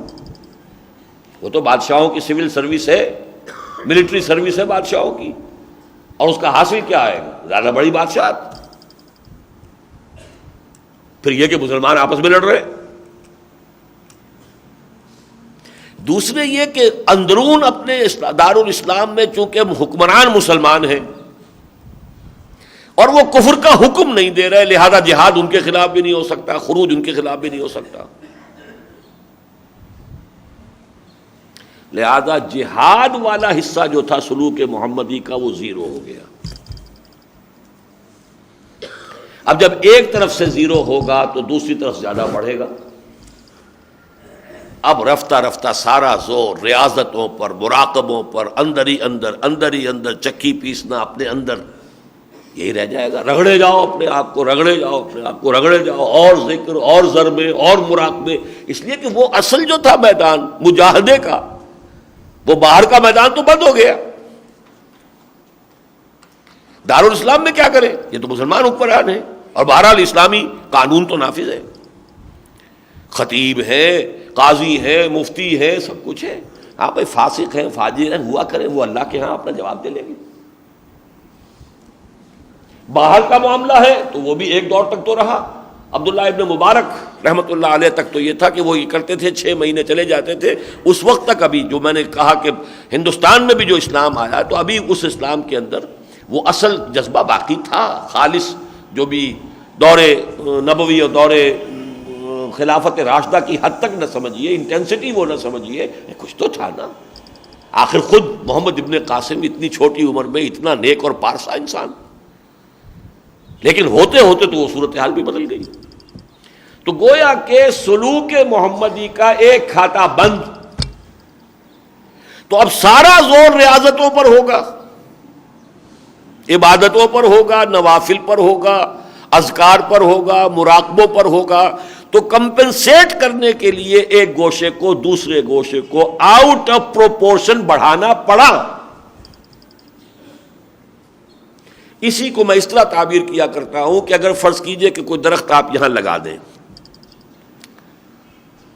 آپ نے اس کو بڑھنے والا درخت ہے، چھت تک پہنچ کر کیا کرے گا؟ وہ تو مڑے گا، اگر اب بھی بڑھے گا تو مڑے گا۔ یہ جو سلوک محمدی تھا، جب آبر چھت آ گئی، اسلامی مسلمانوں کی حکومت کی چھت آ گئی، اب جہاد فی سبیل اللہ تو ہو نہیں سکتا، تو اسے ڈیفلیکٹ ہونا ہی ہونا ہے۔ یہ ڈیفلیکٹڈ فارم آف تصوف ہے جو اس لیے وجود میں آیا کہ سلوک محمدی کا صلی اللہ علیہ وسلم اہم ترین شعبہ جہاد فی سبیل اللہ، وہ بدلے ہوئے حالات کے اندر اس کا معاملہ ختم ہو گیا، اور اس کی بھی ساری کمپنسیشن ریاضتوں کے ذریعے سے آئی۔ لیکن یہ ابھی پہلے دور کی بات کر رہا ہوں. تقریباً 400 برس کے بعد ایک اور مصیبت واقع ہوئی. اب جب کہ جہاد کا معاملہ بالکل ہی ختم ہوا اور ادھر سے آ گیا تھا یورپ کی طرف سے یونان کے فلسفے کے 2 دھارے آئے مسلمانوں کے اوپر، افلاطون کا فلسفہ اور نیو پلیٹونک، نو افلاطونیت الیگزینڈریا کی، اور ادھر ارسطو کی منطق اور اس کا فلسفہ. اس کے نتیجے میں مابعد الطبیعیات، الہیات کا سلسلہ شروع ہوا، فلسفہ وجود آیا، وہ فلسفہ وجود ہوتے ہوتے وحدت الوجود تک پہنچ گئے. اب وہ شعبہ جو ہے وہ خالص فلسفے کی چیز تھی، لیکن چونکہ جو اولین صوفیہ تھے وہ نہایت ذہین لوگ تھے، بڑے عالم لوگ تھے، عارف لوگ تھے، کیسے ہو سکتا ہے کہ وہ فلسفے کے میدان میں دخل نہ دیتے؟ وہی فلسفی بھی ہو گئے. ہوا یہ کہ اب شیخ ابن عربی صوفی بھی ہیں اور شیخ اکبر کہلاتے اس میدان کے، اور فلسفی بھی چوٹی کے ہیں، اور ان کا فلسفہ ہے وحدت الوجود. یہ چیزیں اب آ کر فلسفہ بھی یہاں آ کے گڑبڑ ہو گیا، اس کا جزو لا ینفک بن گیا. حالانکہ وہ مسئلہ جو ہے وہ فلسفے کا مسئلہ ہے، سائنس کا مسئلہ سائنس کے میدان میں رہے، لیکن فلسفے کا مسئلہ آ کر یہاں گڑبڑ ہوا، فلسفہ وجود. اور دوسرے وہ جو افلاطون کے نظریات تھے اور نیو پلیٹونک جو ایک خاص روحانیت کا اس میں دورہ ہوا، وہ بھی ہمارے ہاں ٹیکنیکس کی حیثیت سے وہ چیزیں بھی داخل ہو گئی. مراقبے، میڈیٹیشن، یہ میڈیٹیشن کہ جو اس طریقے سے حضور نے تو نہیں سکھائی. یہ آسن بنا کے بیٹھو، آسن تو ہندی میں کہتے ہیں نا، یہ آسن ہے ان کے، یہ جو سارے جو بھی یہ یوگا ہوتا ہے، یوگا اس میں آسن ہے. اس یوگا کے لیے کیسے بیٹھنا ہے، کس طرح بیٹھنا ہے، پھر اس بیٹھ کر کس طرح اپنی توجہ کو کنسنٹریٹ کرنا ہے، یہ سب کا سب یوگا جو ہے یہ ان کے ہاں فزیکل ایکسرسائز بھی ہے، اور ساتھ ہی اس کے اور ان کا یوگا، جاپانیوں کا یوگا اور چینیوں کا یوگا، یہ جو ہے سارے معاملات جو ہیں آج پوری دنیا میں ان کا جو ڈنکا بج رہا ہے یوگا. اب یہ آسن میں انداز ذکر، توجہ کا ارتکاز، کس طرح توجہ کو مرتکز کیا جائے، ان میں سے کوئی چیز محمد الرسول اللہ صلی اللہ علیہ وسلم نے نہیں سکھائی امت کو، صحابہ کو نہیں سکھائی. دین اگر وہ ہے جو محمد نے صحابہ کو دیا تھا تو اس میں ان کا کوئی ذکر نہیں. لیکن آ گئے ہمارے ہاں یہ ساری چیزیں. یہ 6 جو ہیں انسان کے اندر جو لطائف ہیں، 3 کی حد تک تو مجھے قرآن میں ان کا ذکر ملتا ہے، نفس، قلب اور روح. اب آگے سر اور خفی اور اخفا، یہ ویسے تو لفظی کہیں سے کوئی مناسبت پیدا کر لے کسی لفظ سے، لیکن حقیقت میں نہیں. پھر اس کا رنگ ایسا ہوتا ہے، اس کا رنگ ایسا ہوتا ہے، یوں اس کی توجہ کرو گے تو تمہیں یہ رنگ نظر آئے گا، فلاں جگہ کے اوپر توجہ کرو گے تو پھر فلاں رنگ نظر آئے گا، یہ فلاں مقام اور یہ فلاں جو ہے اس لطائف کا جو ہے معاملہ جاری ہو گیا ہے. اچھا، میں یہ نہیں کہتا کہ یہ چیزیں غلط ہیں، یہ نوٹ کر لیجئے، لیکن میں انہیں آکلٹ سائنسز میں شمار کرتا ہوں. یہ ہاتھ کی لکیروں کے معاملے میں بھی کچھ نہ کچھ حقیقت ہے، لیکن یہ آکلٹ سائنسز کی بات ہوگی. اس کے اندر آپ نے دلچسپی لی، اس میں آپ زیادہ جو ہے اس پر اعتماد کیا. اسی طرح جوتش، علم النجوم، حضور نے فرمایا جس نے نجومی کی تصدیق کی اس نے میری لائی ہوئی چیز کی نفی کی. لیکن ایسا تو نہیں کہ اس میں کوئی حقیقت نہ ہو. اس کی سب سے اونچی مثال جادو برحق ہے، حرام ہے. ایک شے برحق ہے، حرام ہے، بات ختم ہو گئی. شراب میں منفعت بھی ہے، لیکن اس کی مضرت کا اور گناہ کا پہلو اسمہما اکبر من نفعہما، حرام ہے. یہ معاملہ فیصلہ کرنے والا اللہ اور اس کا رسول ہے. یہ چیزیں حقیقت رکھتی ہیں اپنے اندر، ان کی تاثیر ہے، لیکن یہ وہ راستہ نہیں ہے جس کی طرف محمد الرسول اللہ نے اپنی امت کو چلانا چاہا ہو، ورنہ خیانت ہوتی اگر محمد الرسول اللہ وہ شے جو بہت اچھی ہوتی اور بغیر بتائے چلے گئے ہوتے۔ سائنس نہیں پڑھا کر گئے، کوئی بات نہیں، سائنس پڑھانے نہیں آئے تھے، کوئی بات نہیں، لیکن روحانیت، روحانی ترقی، تزکیہ نفس، یہی تو چیزیں جس کے لیے کہ آئے ہیں۔ یتلو علیہم آیاتہ ویزکیہم ویعلمہم الکتاب والحکمہ۔ تو اگر اب کوئی حکمت کا انہوں نے، جیسے کہ ایک عام مشہور ہے کہ صرف حضرت علی کو دے کر چلے گئے حضور، تو یہ تو بات جو ہے حضور کی شان شایان نہیں، شایان شان نہیں۔ یہ چیزیں در حقیقت کتاب و سنت دو آنکھوں سے دیکھنا ہوگا۔ ان السمع والبصر والفؤاد کل اولئک کان عنہ مسئولا۔ اب صورتحال کیا ہے اس کو سمجھ لیجئے، کیا کرنا ہے۔ اس کے لیے میں نے ایک موٹا سا عنوان قائم کیا ہے، العود الی البد۔ یہ ایک اصطلاح ہے، عود اعادہ کرنا، پلٹنا، علی البد، بد ابتدا، جہاں سے بات شروع ہوئی تھی وہیں پہ ہمیں دوبارہ جانا ہے، اور اس کو اس کے ساتھ بھی جوڑ لیجئے کہ حضور کی بتائی ہوئی جو حدیث ہے جس میں کہ 5 ادوار آپ نے بیان کیے، دور نبوت کے بعد دور خلافت علی منہاج النبوہ، پھر کاٹ کھانے والی ملوکیت، پھر مجبوری والی ملوکیت، پھر دور خلافت راشدہ، تو یہ گویا کہ یہ ایک فل سرکل کھا کر نوع انسانی کو پھر وہیں پہنچنا ہے۔ العود الی البد، حضور کے بعد جو خلافت علی منہاج النبوہ کا دور آیا ہے وہی دور دوبارہ آنا ہے، اور اس کے لیے اصول یہ ہے کہ جس طریقے سے آیا تھا اسی طریقے سے آئے گا۔ درمیان میں کیا ضرورتیں تھیں، کیا حالات تھے، جہاد کا راستہ کیوں بند ہو گیا تھا، اس کی وجہ سے ریاضتوں پر اور ذکر اذکار پر جو زیادہ زور دینا پڑا، اس کے لیے نئی نئی چیزیں بھی ایجاد کرنی پڑیں، نئے نئے طریقے دوسروں سے بھی۔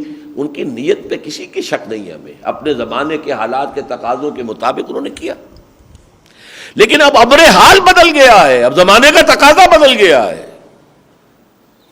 اب ایک تو یہ کہ پورے عالم اسلام میں چاہے مسلمانوں کی حکومتیں ہوں، اسلامی شریعت کہیں بھی نافذ نہیں، نظام تو کہیں بھی نہیں، شریعت چلیے کچھ فقہ جعفری ہے، کچھ ایران کے اندر کچھ فقہ حنبلی ہوگی، سعودی عرب کے اندر، باقی اور کہاں پوری دنیا کے اندر نظام وہاں کا جو ہے وہ تو بادشاہت کا ہے، بلینز آف ڈالرز کا جو ہے ایک محل بنتا ہے۔ یہ تو اسلام نہیں ہے، مس ریپرزنٹیشن آف اسلام ہے۔ آج ہمیں دوبارہ، جیسے کہ حضور نے خطبہ حجۃ الوداع میں فرمایا تھا، استدار الزمان کہیاتہ یوم خلق اللہ السماوات والارض، آج پھر زمانے کی تقویم چکر لگا کر وہیں پہنچ گئی ہے جہاں پر کہ اللہ نے آسمان اور زمین کو جب پیدا کیا تھا تو تب جس حساب پر کیا تھا اسی پر زمانہ آ گیا ہے۔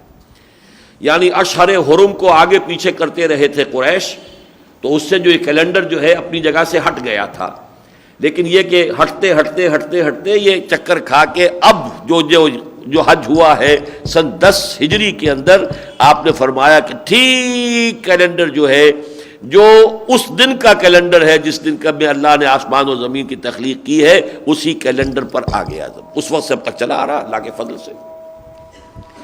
تو ہمیں اس العود الی البد کے لیے اور اسی خلافت علی منہاج النبوت کے نظام کو دوبارہ دنیا میں قائم کرنے کے لیے ہمیں یہ کرنا پڑے گا کہ تصوف کا بھی سلوک محمدی والا راستہ اختیار کریں،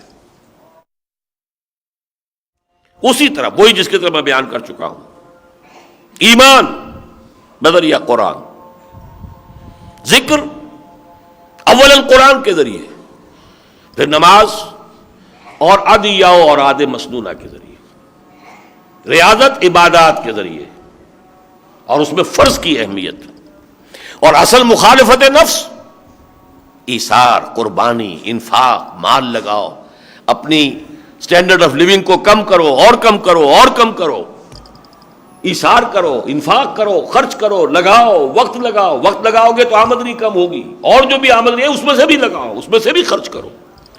یہ ہوگا علاج، یہ ہے مخالفت نفس کے جس کے ذریعے سے تزکیہ نفس ہوگا۔ یہ ہے سلوک محمدی صلی اللہ علیہ وسلم۔ اب میں چاہتا ہوں کہ تھوڑے سے وقت میں یہ احسان اسلام آپ کو بتا دوں۔ دیکھیے حدیث جبرائیل اور جو چند آیات میں نے شروع میں تلاوت کی تھی ان کے حوالے سے یہ احسان اسلام کی بات سمجھ لیجیے۔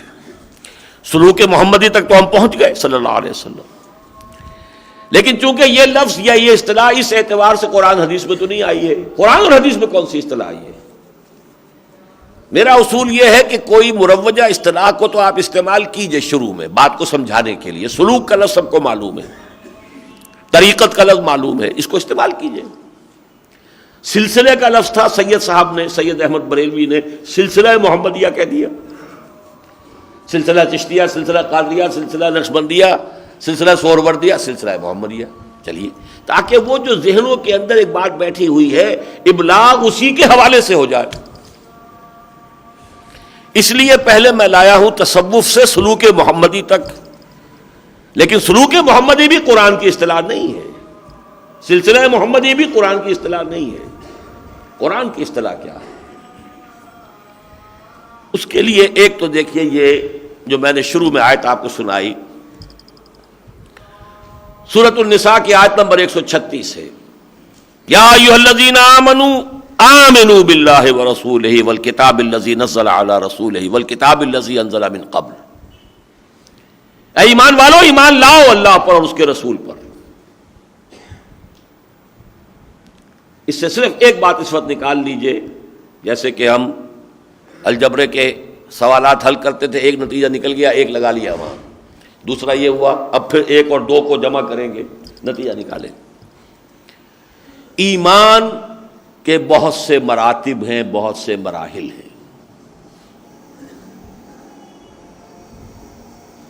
اے ایمان والو، ایمان لاؤ۔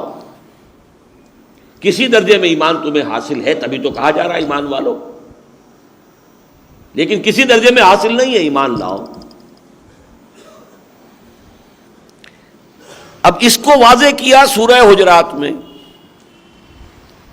ایک ایمان وہ ہے کہ جو اسلام کا رکن اول ہے، یعنی اقرار باللسان، شہادت۔ قالت الاعراب آمنا قل لم تؤمنوا ولکن قولوا اسلمنا، یہ بدو دعویٰ کر رہے ہیں ہم ایمان لے آئے، نبی ان سے کہہ دیجئے تم ایمان ہرگز نہیں لائے ہو، بلکہ یوں کہو کہ ہم اسلام لے آئے ہیں، ہم مسلمان ہو گئے ہیں، ہم نے اطاعت قبول کر لی ہے۔ ولما يدخل الایمان فی قلوبکم، ابھی تک ایمان تمہارے دلوں میں داخل نہیں ہوا۔ اسی لیے وہ حدیث ہے بنی الاسلام علی خمس، اسلام کی بنیاد 5 چیزوں پر ہے، شہادت اللہ الہ الا اللہ وان محمد رسول اللہ واقام الصلاۃ وایتاء الزکوٰۃ وصوم رمضان وحج البیت۔ یہ ہے اقرار باللسان والا ایمان، یہ پہلا ایمان ہے جو اسلام کا رکن اول ہے۔ دوسرا ایمان ہے تصدیق بالقلب، ولما يدخل الایمان فی قلوبکم، جب ایمان دلوں میں داخل ہو جائے اور داخل ہو کر جاگزیں ہو جائے، قلب کو منور کر دے۔ چنانچہ اسی صورت میں وہ الفاظ ہیں صحابہ کے لیے، وَلَٰكِنَّ اللَّهَ حَبَّبَ إِلَيْكُمُ الْإِيمَانَ وَزَيَّنَهُ فِي قُلُوبِكُمْ۔ اے محمد کے ساتھیو، اللہ نے تو تمہارے نزدیک ایمان کو بہت محبوب کر دیا ہے اور تمہارے دلوں کے اندر مزین کر دیا ہے، کھبا دیا ہے۔ زَيَّنَهُ فِي قُلُوبِكُمْ، خوبصورت ایمان، زینت والا ایمان، چمکدار ایمان، روشن ایمان۔ زینہ فی قلوبکم، تزیین، یہ 2 ایمان ہو گئے۔ اب ایک تیسری آیت جو میں نے آپ کو سنائی تھی اس میں 3 ایمان ہیں، یہ ہے آج کا اصل حاصل۔ سورہ مائدہ کے آخر میں تذکرہ ہے شراب کے بارے میں، آپ کو معلوم ہے پہلے سورہ بقرہ میں آیت نازل ہوئی تھی کہ شراب اور جوئے کے بارے میں پوچھ رہے ہیں، ان میں کچھ فائدہ بھی ہے لیکن اس میں برائی بھی ہے، برائی زیادہ ہے، بس اسمہما اکبر من نفعہما، بس خلاص. آگے کوئی حکم نہیں دیا کہ بعض آ جاؤ چھوڑ دو، نہیں. پھر کچھ عرصے کے بعد حکم آیا دیکھو بھائی جب تم بعض شراب پی کے نشے میں ہو تو نماز کے قریب مت جایا کرو. کچھ لوگوں نے تو پہلے ہی مرحلے پر شراب چھوڑ دی. جب اس کے اندر برائی غالب ہے تو کاہے کو ہمیں جاری رکھنی ہے. کچھ کی عادت ذرا زیادہ پختہ تھی، وہ ذرا ابھی گھسٹتے رہے. اب جب کہا کہ نماز کے قریب نہ جاؤ، نماز سے زیادہ محبوب شے کوئی نہیں تھی. قرۃ عینی فی الصلاۃ. کچھ لوگ اب اس کی وجہ سے شراب سے باز آ گئے. اس کے بعد جو آیت آئی سورہ مائدہ میں کہ یہ نجس ہے، حرام ہے، چھوڑو. ہل انتم منتہون، بعد آتے ہو کہ نہیں؟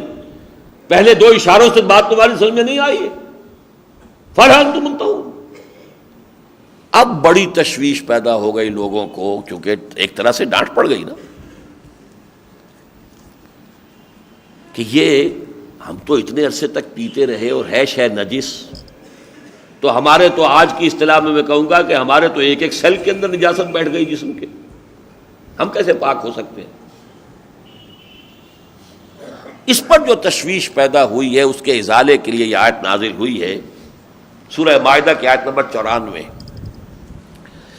لیس علی الذین آمنوا وعملوا الصالحات جناح فیما طعموا.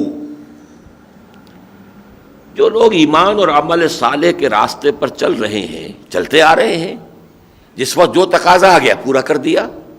جب ابھی حرام کا اعلان نہیں ہوا تھا تو چلیے نہیں کیا ہے تو اس وقت تک، لیکن جس کو حکم آ گیا وہ تو پورا کرتے آ رہے ہیں. لیس علی الذین آمنوا وعملوا الصالحات جناح فیما طعموا. اب جو کچھ اس دوران میں وہ کھاتے پیتے رہے اس میں کوئی حرج نہیں ہے، کوئی گرفت نہیں ہے، کوئی جواب دہی نہیں ہے، کوئی گناہ نہیں ہے، کوئی ان پر بوجھ نہیں ہے، جب تک کہ ان کی کیفیت یہ برقرار رہے. یہ ہے سلوک قرآنی یا سلوک محمدی کے لیے اہم ترین آیت قرآن مجید کی. اذا متقوا وآمنوا وعملوا الصالحات ثم اتقوا وآمنوا ثم اتقوا واحسنوا واللہ یحب المحسنین. دیکھیے یہ ایک ایسے شخص کا نقشہ ہے، کوئی دنیا کا طالب ہے، وہ دنیا کی طرف بڑھ رہا ہے، رفتہ رفتہ رفتہ رفتہ رفتہ رفتہ بڑھ رہا. کوئی دین کا طالب ہے، روحانیت کا طالب ہے، اللہ کا طالب ہے، وہ بھی درجہ بدرجہ بڑھے گا. بڑھانے والی ڈرائیونگ فورس کیا ہے؟ تقوی، خوف، آخرت کی پکڑ. یہ ڈرائیونگ فورس ہے. اور بچو اور بچو. اذا متقوا وآمنوا وعملوا الصالحات، جب تک کہ ان میں وہ تقوی برقرار رہا اور وہ ایمان اور عمل صالح کا تقاضا پورا کرتے رہے. ثم اتقوا، پھر اگلے تقوی اور بڑھ گیا، تقوی نے انہیں اور پش کیا اور وہ اس دوسرے ایمان تک پہنچ گئے، ایمان جو ہے یقین قلبی والا. ثم اتقوا واحسنوا، اور پھر وہ اور تقوی ہوا اور وہ مقام احسان تک پہنچ گئے. واللہ یحب المحسنین، اور اللہ ایسے لوگوں سے پھر محبت کرتا ہے جو درجہ احسان کو پہنچ جائے. یہ ہے سلوک قرآنی. ہمارے ہاں ان تین چیزوں پر بڑی اچھی تحریر ہے مولانا مودودی کی. تحریک اسلامی کی اخلاقی بنیادیں، ان کا ایک کتاب ہے. اب پتہ نہیں مجھے کسی بڑی کتاب کا جز بن گیا ہے یا کتابچے کی شکل میں ہے. بس اس میں ایک چیز سے مجھے تھوڑا سا اختلاف ہے. مولانا نے اسلام کے بعد تقوی کو بھی ایک مقام قرار دیا. 4: اسلام، تقوی، ایمان، احسان. میرے نزدیک اس آیت کی روح سے یہ ترتیب صحیح نہیں ہے. صحیح کیا ہے؟ تقوی تو ڈرائیونگ فورس ہے اور لیولز 3 ہیں: ایمان، اسلام، ایمان، احسان.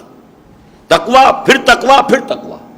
تقوی 3 جگہ ریپیٹ ہو رہا ہے. اذا متقوا وآمنوا وعملوا الصالحات ثم اتقوا وآمنوا ثم اتقوا واحسنوا.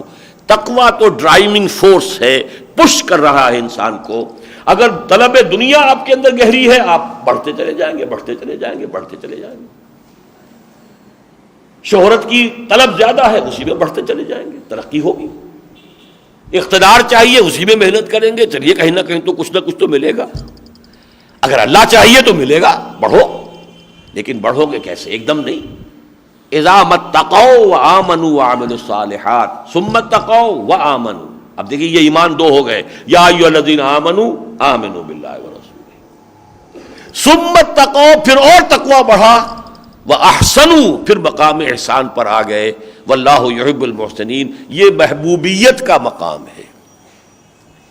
اب اس میں جو یہ الفاظ آئے ہیں ان کی صحیح تشریح، جیسے سورہ نساء میں آیا اے ایمان والو ایمان لاؤ، سورہ حجرات میں واضح کر دیا پہلا ایمان کون سا ہے؟ اسلام، دوسرا ایمان ہے حقیقی ایمان. یہاں پر بھی پہلے ایمان پھر احسان. اذا اتقوا وآمنوا وعملوا الصالحات ثم اتقوا وآمنوا ثم اتقوا واحسنوا. لیکن حدیث جبرائیل میں جس کو ام السنہ کہا گیا ہے، پوری حدیث اور سنت رسول کے لیے اتنی ہی اہمیت کی حامل حدیث ہے جتنی اہمیت کی حامل سورہ فاتحہ ہے قرآن مجید میں.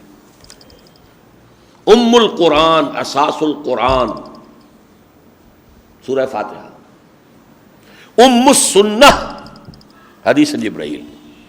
اور یہ حدیث اتنی متواتر ہے، اتنے صحابہ سے منقول ہے.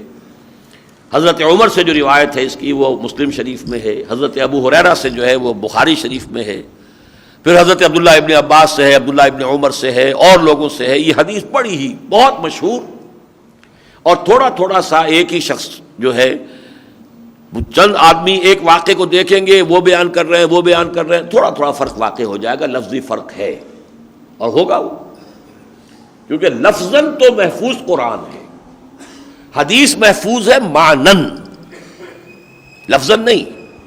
اس حوالے سے واقعہ تو ایک ہی ہوا کہ حضرت جبرائیل آئے، انسانی شکل میں آئے، صحابہ کرام بیٹھے ہوئے تھے، اور بڑا تفصیلی نقشہ اس کا کھینچا ہے، حضرت عمر والی حدیث کے اندر ہے، لہذا زیادہ قبولیت اسی کو حاصل ہوئی ہے، اگرچہ وہ متفق علیہ نہیں ہے، صرف مسلم میں بخاری میں نہیں ہے، لیکن یہ کہ زیادہ قبول اسی کو حاصل ہوئی ہے قبولیت. نقشہ کھینچ دیا انہوں نے، کیسے بیٹھے ہوئے تھے. اچانک ایک آدمی طلوع ہوا، بڑا سفید براق اس کا لباس تھا، اور اس کے بالوں پر اور لباس پر کہیں کوئی گردہ نہیں تھا، لیکن ہم میں سے کوئی اسے پہچانتا بھی نہیں تھا. یعنی کوئی آدمی اگر کہیں مدینے کا ہوتا تو کوئی جاننے والے ہوتے، کوئی کسی مدینے کا کوئی شخص پہچاننے والا ہوتا، اگر مسافر ہوتا اور مہمان ٹھہرا ہوتا کسی کے پاس تو وہ اسے پہچانتا. وہ بھی بات نہیں، اچانک ہی آیا ہے اور تیر کی طرح سیدھا چلا گیا حضور جہاں بیٹھے ہوئے تھے، اور گویا کہ ایک طرح سے گستاخی کے انداز میں جا کر حضور کے سامنے بیٹھ گیا. حضور بھی دو زانو بیٹھے ہوئے تھے، اور وہ بھی دو زانو بیٹھ کے اس نے اپنے گھٹنے حضور کے گھٹنوں سے جوڑ دیے. اسند رکبتیہ الی رکبتیہ، اور پھر اپنے دونوں ہاتھ حضور کی رانوں پر رکھ دیے. اب سب دیکھ رہے ہیں یہ تماشا کیا ہو رہا ہے، یہ ہے کون؟ لیکن کوئی ایسی وجاہت ہوگی اس شخص کے اندر کہ بولنے کی کسی کو ضرورت نہیں ہو رہی. اب اس نے سوال کیا، یا محمد صلی اللہ علیہ وسلم اخبرنی عن الاسلام، مجھے بتائیے اسلام کسے کہتے ہیں. حضور نے جواب دیا، اسلام یہ ہے کہ تم شہادت دو کہ اللہ کے سوا کوئی معبود نہیں اور محمد اللہ کے رسول ہیں، نماز قائم کرو، روزہ رکھو، زکوٰۃ ادا کرو، حج کرو. قال صدقت، کہا درست جواب دیا آپ نے، صحیح کہا. اب ہم لوگ حیران ہوئے، یہ تو استاد معلوم ہو رہا، یہ انداز تو استاد کا ہوتا ہے، کسی سائل کا تو نہیں ہوتا. لیکن چپ ہے. اخبرنی عن الایمان، اب مجھے بتاؤ ایمان کسے کہتے ہیں. الایمان ان تؤمن باللہ وملائکتہ وکتبہ، وہ ایمان کی تفاصیل بتا دی. قال صدقت، ٹھیک. تیسرا سوال کیا، اخبرنی عن الاحسان، اب مجھے بتائیے احسان کیا ہے. یہ 3 درجے، اس کا بھی جواب دیا. ان تعبد اللہ کانک تراہ فإن لم تکن تراہ فإنہ یراک. اس کیفیت میں اللہ کی بندگی کرنا کہ گویا کہ تم اپنی آنکھوں سے اللہ کو دیکھ رہے ہو. اور اگر یہ کیفیت حاصل نہ ہو تو کم سے کم اتنی شدت ہو استحضار کی اللہ کے کہ میں اللہ کی نگاہ میں ہوں، اللہ مجھے دیکھ رہا ہے. یہ کم ترین درجہ ہے احسان کا. یہ ہے تصوف اسلامی کی اصطلاح احسان. اور اس میں ایک تو یہ نوٹ کیجئے، ایمان میں نے کہا تھا اب 3 ہو گئے. ایک اسلام والا ایمان ہے ٹپ آن دی ٹنگ، آمنت باللہ ہے یا اشہد ان لا الہ الا اللہ و اشہد ان محمد رسول اللہ، یہ ایمان نمبر 1 ہے، قانونی ایمان جو اسلام کا رکن ہے۔ اب یہاں سے وہ داخل ہوا قلب میں، یہ ہے اصل ایمان، دوسرا ایمان حقیقی ایمان۔ اب یہ اللہ کے ہاں مومن شمار ہوگا، لیکن اس قلب میں اترنے کے بعد ایمان کی گہرائی کی کوئی حد نہیں، اور گہرا اور گہرا اور گہرا اور گہرا اور گہرا۔ اور یہاں مجھے یاد آ رہے ہیں وہ اشعار، وہ جو شاید حضرت بلے شاہ کے ہیں غالباً، دل دریا سمندروں ڈونگے کون دلاں دیاں جانے ہو، اس لیے سلطان باہو کے ہیں، سلطان باہو۔ یہ دل دریا سمندر، دریا انہیں سمندر سے بھی ڈونگے ہیں، یہ ان کی گہرائی کون ناپ سکتا ہے؟ دل دریا سمندروں ڈونگے کون دلاں دیاں جانے ہو، تو ایمان کی گہرائی کی کوئی حد نہیں۔ کہاں میرا ایمان، اس کو تو پہلے ایمان پہ رکھ لیجئے۔ کہاں ایک ادنا صحابی کا ایمان، اس کو قلب پہ لے آئیے۔ کہاں ابو بکر صدیق کا ایمان، وہ کہاں جائے گا؟ ہم تو 2 ہی چیزوں کو جانتے ہیں، زبان کو اور دل کو، لیکن دل کی گہرائیوں کا تو اندازہ ہمیں نہیں۔ یہ دل مسکن ہے روح انسانی کا، روح عالم امر کی شے ہے۔ عالم امر میں ٹائم اینڈ سپیس گم ہو جاتے ہیں۔ اقبال نے جو کہا ہے، زماں ہے نہ مکان، لا الہ الا اللہ، خرد ہوئی ہے زمان و مکان کی زناری۔ زمان ہے نہ مکان، کس کی بات کر رہے ہیں؟ زمان و مکان تو ہے، ٹائم اینڈ سپیس تو ہے، لیکن دس ٹائم آف سپیس صرف عالم خلق سے وابستہ، عالم امر سے نہیں۔ ایک اور عالم ہے جس میں ٹائم اینڈ سپیس، زمان ہے نہ مکان، لا الہ الا اللہ، خرد ہوئی ہے زمان و مکان کی زناری۔ ہماری عقل تو اس ٹائم اینڈ سپیس کے دائرے سے باہر نکل ہی نہیں سکتی۔ ہم سوچیں گے اسی کے اندر، لیکن ایک عالم ہے، عالم امر، زمان ہے نہ مکان، لا الہ الا اللہ، یہ وہ عالم امر ہے، آنے واحد میں ہو۔ یہ روح آنے واحد میں یہاں اور آنے واحد میں عرش معلیٰ پر پہنچ جائے گی۔ یہ آپ کی کوشش ہے، صحیح ہے، پہنچائیں، راستہ نہیں رکتا، آنے واحد۔ اور یہ روح ایک جداگانہ حقیقت ہے۔ اس دور کے جو داعیان اسلام بھی پیدا ہوئے، ان پر جب سائنٹزم یا سائنٹیفک ریشنلزم کا غلبہ ہو گیا، انہوں نے روح کے وجود کا انکار کر دیا۔ روح کی کوئی علیحدہ حیثیت ہے ہی نہیں۔ انا للہ و انا الیہ راجعون۔ جو ان سے آگے بڑھے، انہوں نے کہا روح الامین کسی بلا کا نام نہیں ہے، کچھ نہیں ہے، کوئی فرشتہ نہیں ہے، یہ تو وحی کا چشمہ جو ہے محمد کے اپنے قلب سے پھوٹا تھا، جبریل امین وغیرہ کو ہم نہیں جانتے کون کس بلا کا نام ہے۔ جبریل امی قرآن با پیغام نمی خام، ہما گفتار باشو قست قرآن کے مندارم، کون کہہ رہے ہیں؟ سر سید احمد خان مرحوم۔ اس فلسفے کو پیش کیا ڈاکٹر فضل الرحمان مرحوم نے، تو آپ کو معلوم ہے جو ہنگامہ ہوا تھا سن 68 میں یہاں پر، ان کی کتاب اسلام کی اشاعت پر، وہ اسی مسئلے پر تھا۔ روح الامین، روح القدس کا انکار، مادیت کا اتنا غلبہ ہوا ہے۔ بہرحال یہ حدیث جو ہے احسان اسلام کی، جس سے معلوم ہوا کہ اس احسان کسی اور چڑیا کا نام نہیں ہے، ولایت کسی اور چڑیا کا نام نہیں ہے، تصوف کسی اور چڑیا کا نام نہیں ہے، سوائے ایمان کی اس گہرائی کے کہ جس میں اللہ کا یقین اتنا شدید ہو جائے گویا کہ اپنی آنکھوں سے دیکھ رہا ہے انسان، اور اگر یہ نہیں تو کم سے کم یہ کہ ہر وقت یہ احساس رہے کہ میں اللہ کی نگاہ میں ہوں۔ اور اس کے لیے جو میں نے آپ کو بتایا تھا یہ حدیث جبرائیل کئی روایتوں میں ہے. اس کی جو روایت آئی ہے حضرت عبداللہ ابن عباس سے رضی اللہ تعالی عنہما، اور یہ مسند احمد ابن حنبل میں ہے یہ روایت. وہاں اس کی روایت یہ آئی ہے ان تعمل للہ کانک تراہ فإن لم تکن تراہ فإنہ یراک. تم اللہ کے لیے جد و جہد کرو، محنت کرو، کوشش کرو اس کیفیت کے ساتھ کہ گویا کہ تم اسے اپنی نگاہوں سے دیکھ رہے ہو. لیکن چونکہ لفظ عبادت آیا ہے حضرت عمر کی حدیث میں روایت جو ہے، لہذا ہمارے ہاں ان تعبد اللہ ان تعبد اللہ ان تعبد اللہ کانک تراہ یہی یاد ہے لوگوں کو. ان کے بیٹے عبداللہ ابن عمر کی روایت میں ان تخشى اللہ کانک تراہ فإن لم تکن تراہ فإنہ یراک.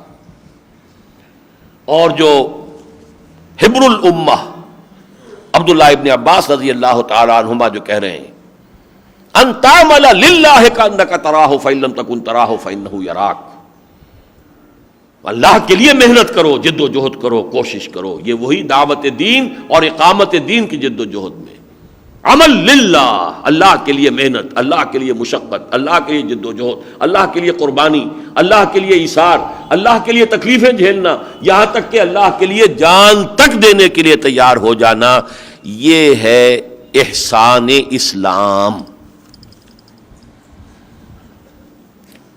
اسلام سے چلے نا، اخبرنی عن الاسلام، اگلی منزل ایمان، اگلی منزل احسان. اسلام کے اندر احسان کا رنگ پیدا کر دینا یہ تصوف ہے، یہ سلوک محمدی کی آخری منزل ہے.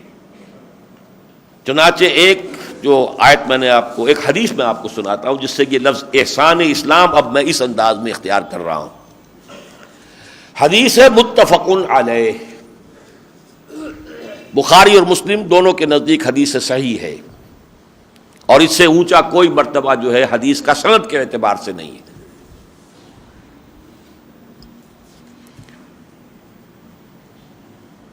اذا احسن احدکم اسلامہ،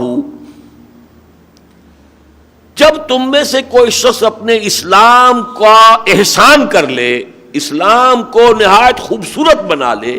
احسان کے لفظی معنی کیا ہے؟ حسن سے احسان، جو بیوٹیفائی. ایک بڑا کورس سا رف سا اسلام ہے جیسا ہمارا ہے، ایک بڑا خوبصورت اسلام، ہر چیز معلوم ہو سانچے میں صحیح ڈھلی ہوئی ہے.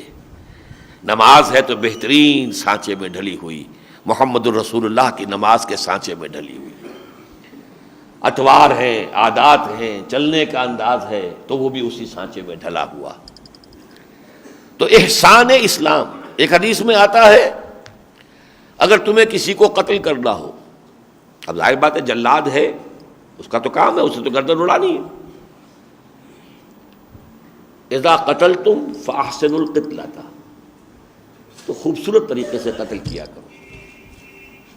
یعنی ایسا نہ ہو کہ کوئی کھنڈی چھری لے کر پھیرے جا رہے ہیں اس کے اوپر، اور غریب کا جو ہے اس کے وہ ایک قتل کے بجائے 100 قتل ہو رہے ہیں اس کے. وَإِذَا ذَبَحْتُمْ فَأَحْسِنُوا الذِّبْحَ، جب بکری ذبح کر رہے ہو یا کوئی اور میڈا ذبح کر رہے ہو تو خوبصورتی سے اس کو تیز کرو تاکہ ایک ہی اس کے اندر جو ہے اس کو کم سے کم تکلیف. تو احسان کے معنی یہ ہے جو کام کرو خوبصورتی سے کرو. تو احسان اسلام، اسلام اختیار کیا ہے تو خوبصورت اسلام اختیار کرو. تمہارا اسلام اسی سانچے میں پوری طرح ڈھل جائے، اسوہ رسول کے سانچے میں ڈھلا ہوا، یہ احسان اسلام.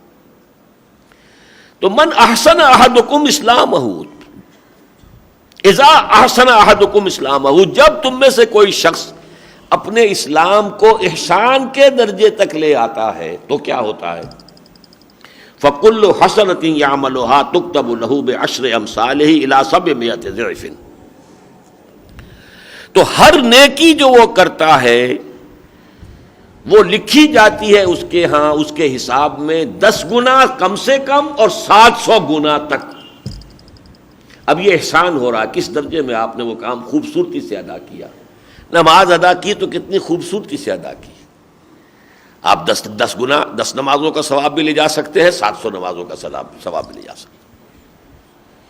وہ احسان الصلاح ہو جائے گا، نماز کا احسان۔ وضو کر رہے ہیں، احسن وضوءہ، حدیث کے الفاظ آتے ہیں، جب تم میں سے کوئی وضو کرے اور خوبصورت وضو کرے، اس کے تمام جو اعمال ہیں صحیح ان کا حق ادا کرتے ہوئے وضو کرنا، احسان وضو، احسان صلاۃ، احسان اسلام۔ تو اذا احسن احدکم اسلامہ فکل حسنۃ یعملها تکتب له بعشر امثالہ الی 700 ضعف، 700 گنا تک۔ وکل سیئۃ یعملها تکتب بمثلها، ہاں بدی بھی ہو جائے، آخر انسان جب تک انسان رہے گا کوئی غلط حرکت بھی ہو جائے گی۔ الانسان مرکب من الخطاء والنسیان، تو وہ لیکن ایک بدی لکھی جائے گی، ایک ہی گناہ لکھا جائے گا، زیادہ نہیں۔ نیکی 10 گنا سے لے کر اور 700 گنا تک۔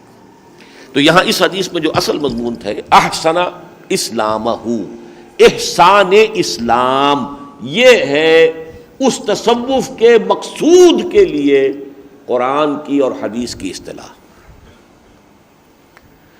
لیس علی الذین آمنوا وعملوا الصالحات جناح فیما طعموا اذا ما اتقوا وآمنوا وعملوا الصالحات ثم اتقوا وآمنوا ثم اتقوا واحسنوا۔ اور احسان کے بھی جیسا کہ میں نے عرض کیا 2 درجے کر دیے، یہ بہت اونچی بات ہے، اس درجے یقین ہو جانا جیسے کہ اپنی آنکھوں سے دیکھ رہے ہو۔ تو ایسا نہ ہو کہ محرومی ہو جائے، نہیں، اسی درجہ احسان میں اللہ اس سے ذرا ایک کمتر درجے کی پوزیشن کو بھی شمار کر لے گا۔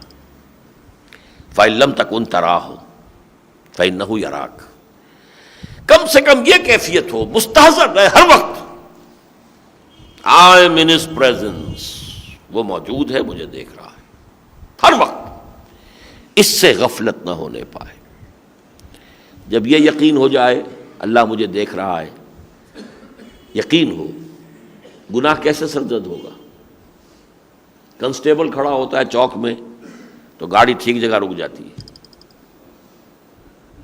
سارجنٹ بھی اگر نظر آئے ساتھ ہی کھڑا ہوا اور اس کے پاس موٹر سائیکل بھی ہے، تب تو کوئی موٹر سائیکل والا بھی نہیں کرے گا جرأت کہ پیچھا ہو سکتا ہے، معلوم ہو اللہ دیکھ رہا ہے، عمل صالح ہو جائے گا۔ جسے یقین ہے اللہ مجھے دیکھ رہا ہے، اب آپ سوچئے وہ اللہ کے لیے کوئی قربانی دینے سے باز رہے گا؟ میرا رب مجھے دیکھ رہا ہے، کسی کو پتہ لگے نہ لگے میں نے انفاق کیا ہے، مجھے کوئی اس کی شہرت نہیں چاہیے۔ لا نريد منکم جزاء ولا شکورا، میرا رب دیکھ رہا ہے، اس نے دیکھا ہے، بدلہ چاہیے تو اس سے چاہیے اور کسی سے نہیں چاہیے۔ جد و جہد، قربانی، ان تعمل للہ کانک تراہ فإن لم تکن تراہ فإنہ یراک، یہ ہے اصطلاح جس کو ہمیں عام کرنا ہے، اور اس کو اس ڈیفلیکٹڈ، ڈائیورٹڈ ان راستوں سے جو دور نبوت کے بعد، دور خلافت راشدہ کے بعد حالات کے جبر کی وجہ سے یہ ڈیفلیکٹ ہو گیا۔ میں ان کی نیتوں پر کوئی حملہ نہیں کر رہا، میں نے تو اس کی توجیہ کر دی ہے کہ جو سب سے بڑا تزکیہ نفس کا ذریعہ ہے مخالفت نفس، اس کے لیے جہاد فی سبیل اللہ جو سب سے بڑی شے تھی، اس کا دروازہ بند ہو گیا 2 وجوہات سے۔ لہذا وہ ساری چیز کمپنسیٹ کر کے اسی کے اندر ایک ہی چیز میں، ریاضتوں میں، تپسیاؤں میں اور مراقبوں میں اور چلوں میں، چلہ کشی اور وہ یہ ساری چیزیں جو آئی ہیں کہ جو محمد الرسول اللہ نے نہیں سکھائیں، آپ نے صحابہ کو تلقین نہیں فرمائی۔ خلاف محمد کسے راہ گزید کہ ہرگز بمنزل نقاہد رسید، خلاف پیغمبر کسے راہ گزید، اگر پیغمبر کے اس راستے سے ہٹ کر، وہ تقاضا تھا اپنے وقت کا تھا، لیکن اب تقاضا جو ہے وہ یوں سمجھیے جو میں نے کہا تھا کہ اب وہ العود الی البدء، اب تجدید جزوی کا دور ختم ہو چکا ہے، تجدید کلی کا دور شروع ہو چکا ہے۔ یہ پوری عمارت بنیاد سے اٹھانی ہے، اور یہ ہر پہلو سے اسی بنیاد پر اٹھانی پڑے گی جس بنیاد پر کہ محمد الرسول اللہ صلی اللہ علیہ وسلم نے اٹھائی تھی۔ اس سے ازالہ ہوگا. ہمارے بعض کارکنوں کا بھی کمی محسوس کرتے ہیں اپنے اندر، وہی پیاس، باہر ماحول میں مادہ پرستی مادہ پرستی مادہ پرستی، اس مادہ پرستی کی چھاپ اپنے اوپر بھی تو پڑتی رہتی ہے نا. آخر تاثیر اور تاثر یہ تو دو طرفہ عمل ہے جو معاشرے میں جاری رہتا ہے. آپ اپنے ماحول پر اثر انداز ہوتے ہیں تو کیا ماحول آپ پر اثر انداز نہیں ہوتا؟ آپ کے اوپر جو گردہ پڑ جاتا ہے، اس گردے کی وجہ سے محسوس ہوتا ہے اندر تو بھائی کوئی خالی سا نظر آ رہا ہے، جو خالی ہے، اس پیاس کی وجہ سے اس راستے کی طرف نہ لپکیے. اب وہ سلوک، ڈیفلیکٹڈ سلوک، وہ تصوف نہیں، قطعاً نہیں. اب وہ اصل سلوک محمدی، وہ اصل احسان اسلام جو محمد رسول اللہ نے سکھایا ہے، اب اسی کو مضبوطی کے ساتھ پکڑنا ہے. کوئی کمی محسوس ہو رہی تو اسی میں پورا کیجیے، اور قرآن مجید سے تعلق کو بڑھائیے، اور اس کی تلاوت کے اندر جو ہے آپ کے اور اوقات کا اضافہ ہو، اور اس میں تدبر ہو، اور اس کی گہرائیوں کے اندر غوطہ زنی ہو. اسی سے وہ ایمان اور یقین حاصل ہوگا، اسی سے وہ سارا اندر کا خلا جو ہے پر ہوگا. یہ نہیں ہے کہ یہ جو بھی مروجہ ہمارے ہاں بنے ہوئے ہیں اور سلسلے ہیں، اور یہ میں نہیں کہتا کہ سرے سے کوئی فائدہ ہی نہیں، کوئی نہ کوئی فائدہ ہوتا ہی ہے. آکلٹ سائنسز کے اندر بھی کچھ نہ کچھ حقیقت تو ہے، لیکن ہمیں تو بمصطفیٰ برساں خویش را کے دی ہم اوست، اگر بہو نہ رسیدی تمام بولہ بیست. اس حوالے سے ہمیں درمیان میں آنا ہے. کس چیز کے درمیان میں؟ ایک انتہا یہ کہ نہیں، یہ کوئی شے ہی نہیں ہے، کچھ نہیں ہے، روح کی حقیقت ہی کوئی نہیں ہے، روح کا کوئی روحانیت کسی بلا کا نام ہی نہیں ہے، یہ سب خلل ہے دماغ کا. یہ بھی حماقت ہے اول درجے کی. اور یہ کہ تصوف بس یہی ہے کہ جو ہمارے ہاں ہمارے صوفیاء نے جو بھی طریقے ایجاد کیے اس کے، یہ بھی دوسرے درجے کی حماقت ہے. درمیان میں ہمیں تصوف محمدی کہہ لیں، سلوک محمدی کہہ لیں صلی اللہ علیہ وسلم، یا احسان اسلام کہہ لیں، اس کو اختیار کرنا ہے. اللہ مجھے اور آپ کو اس کی توفیق عطا فرمائے. اقول قولی ھذا واستغفر اللہ لی ولکم ولسائر المسلمین والمسلمات.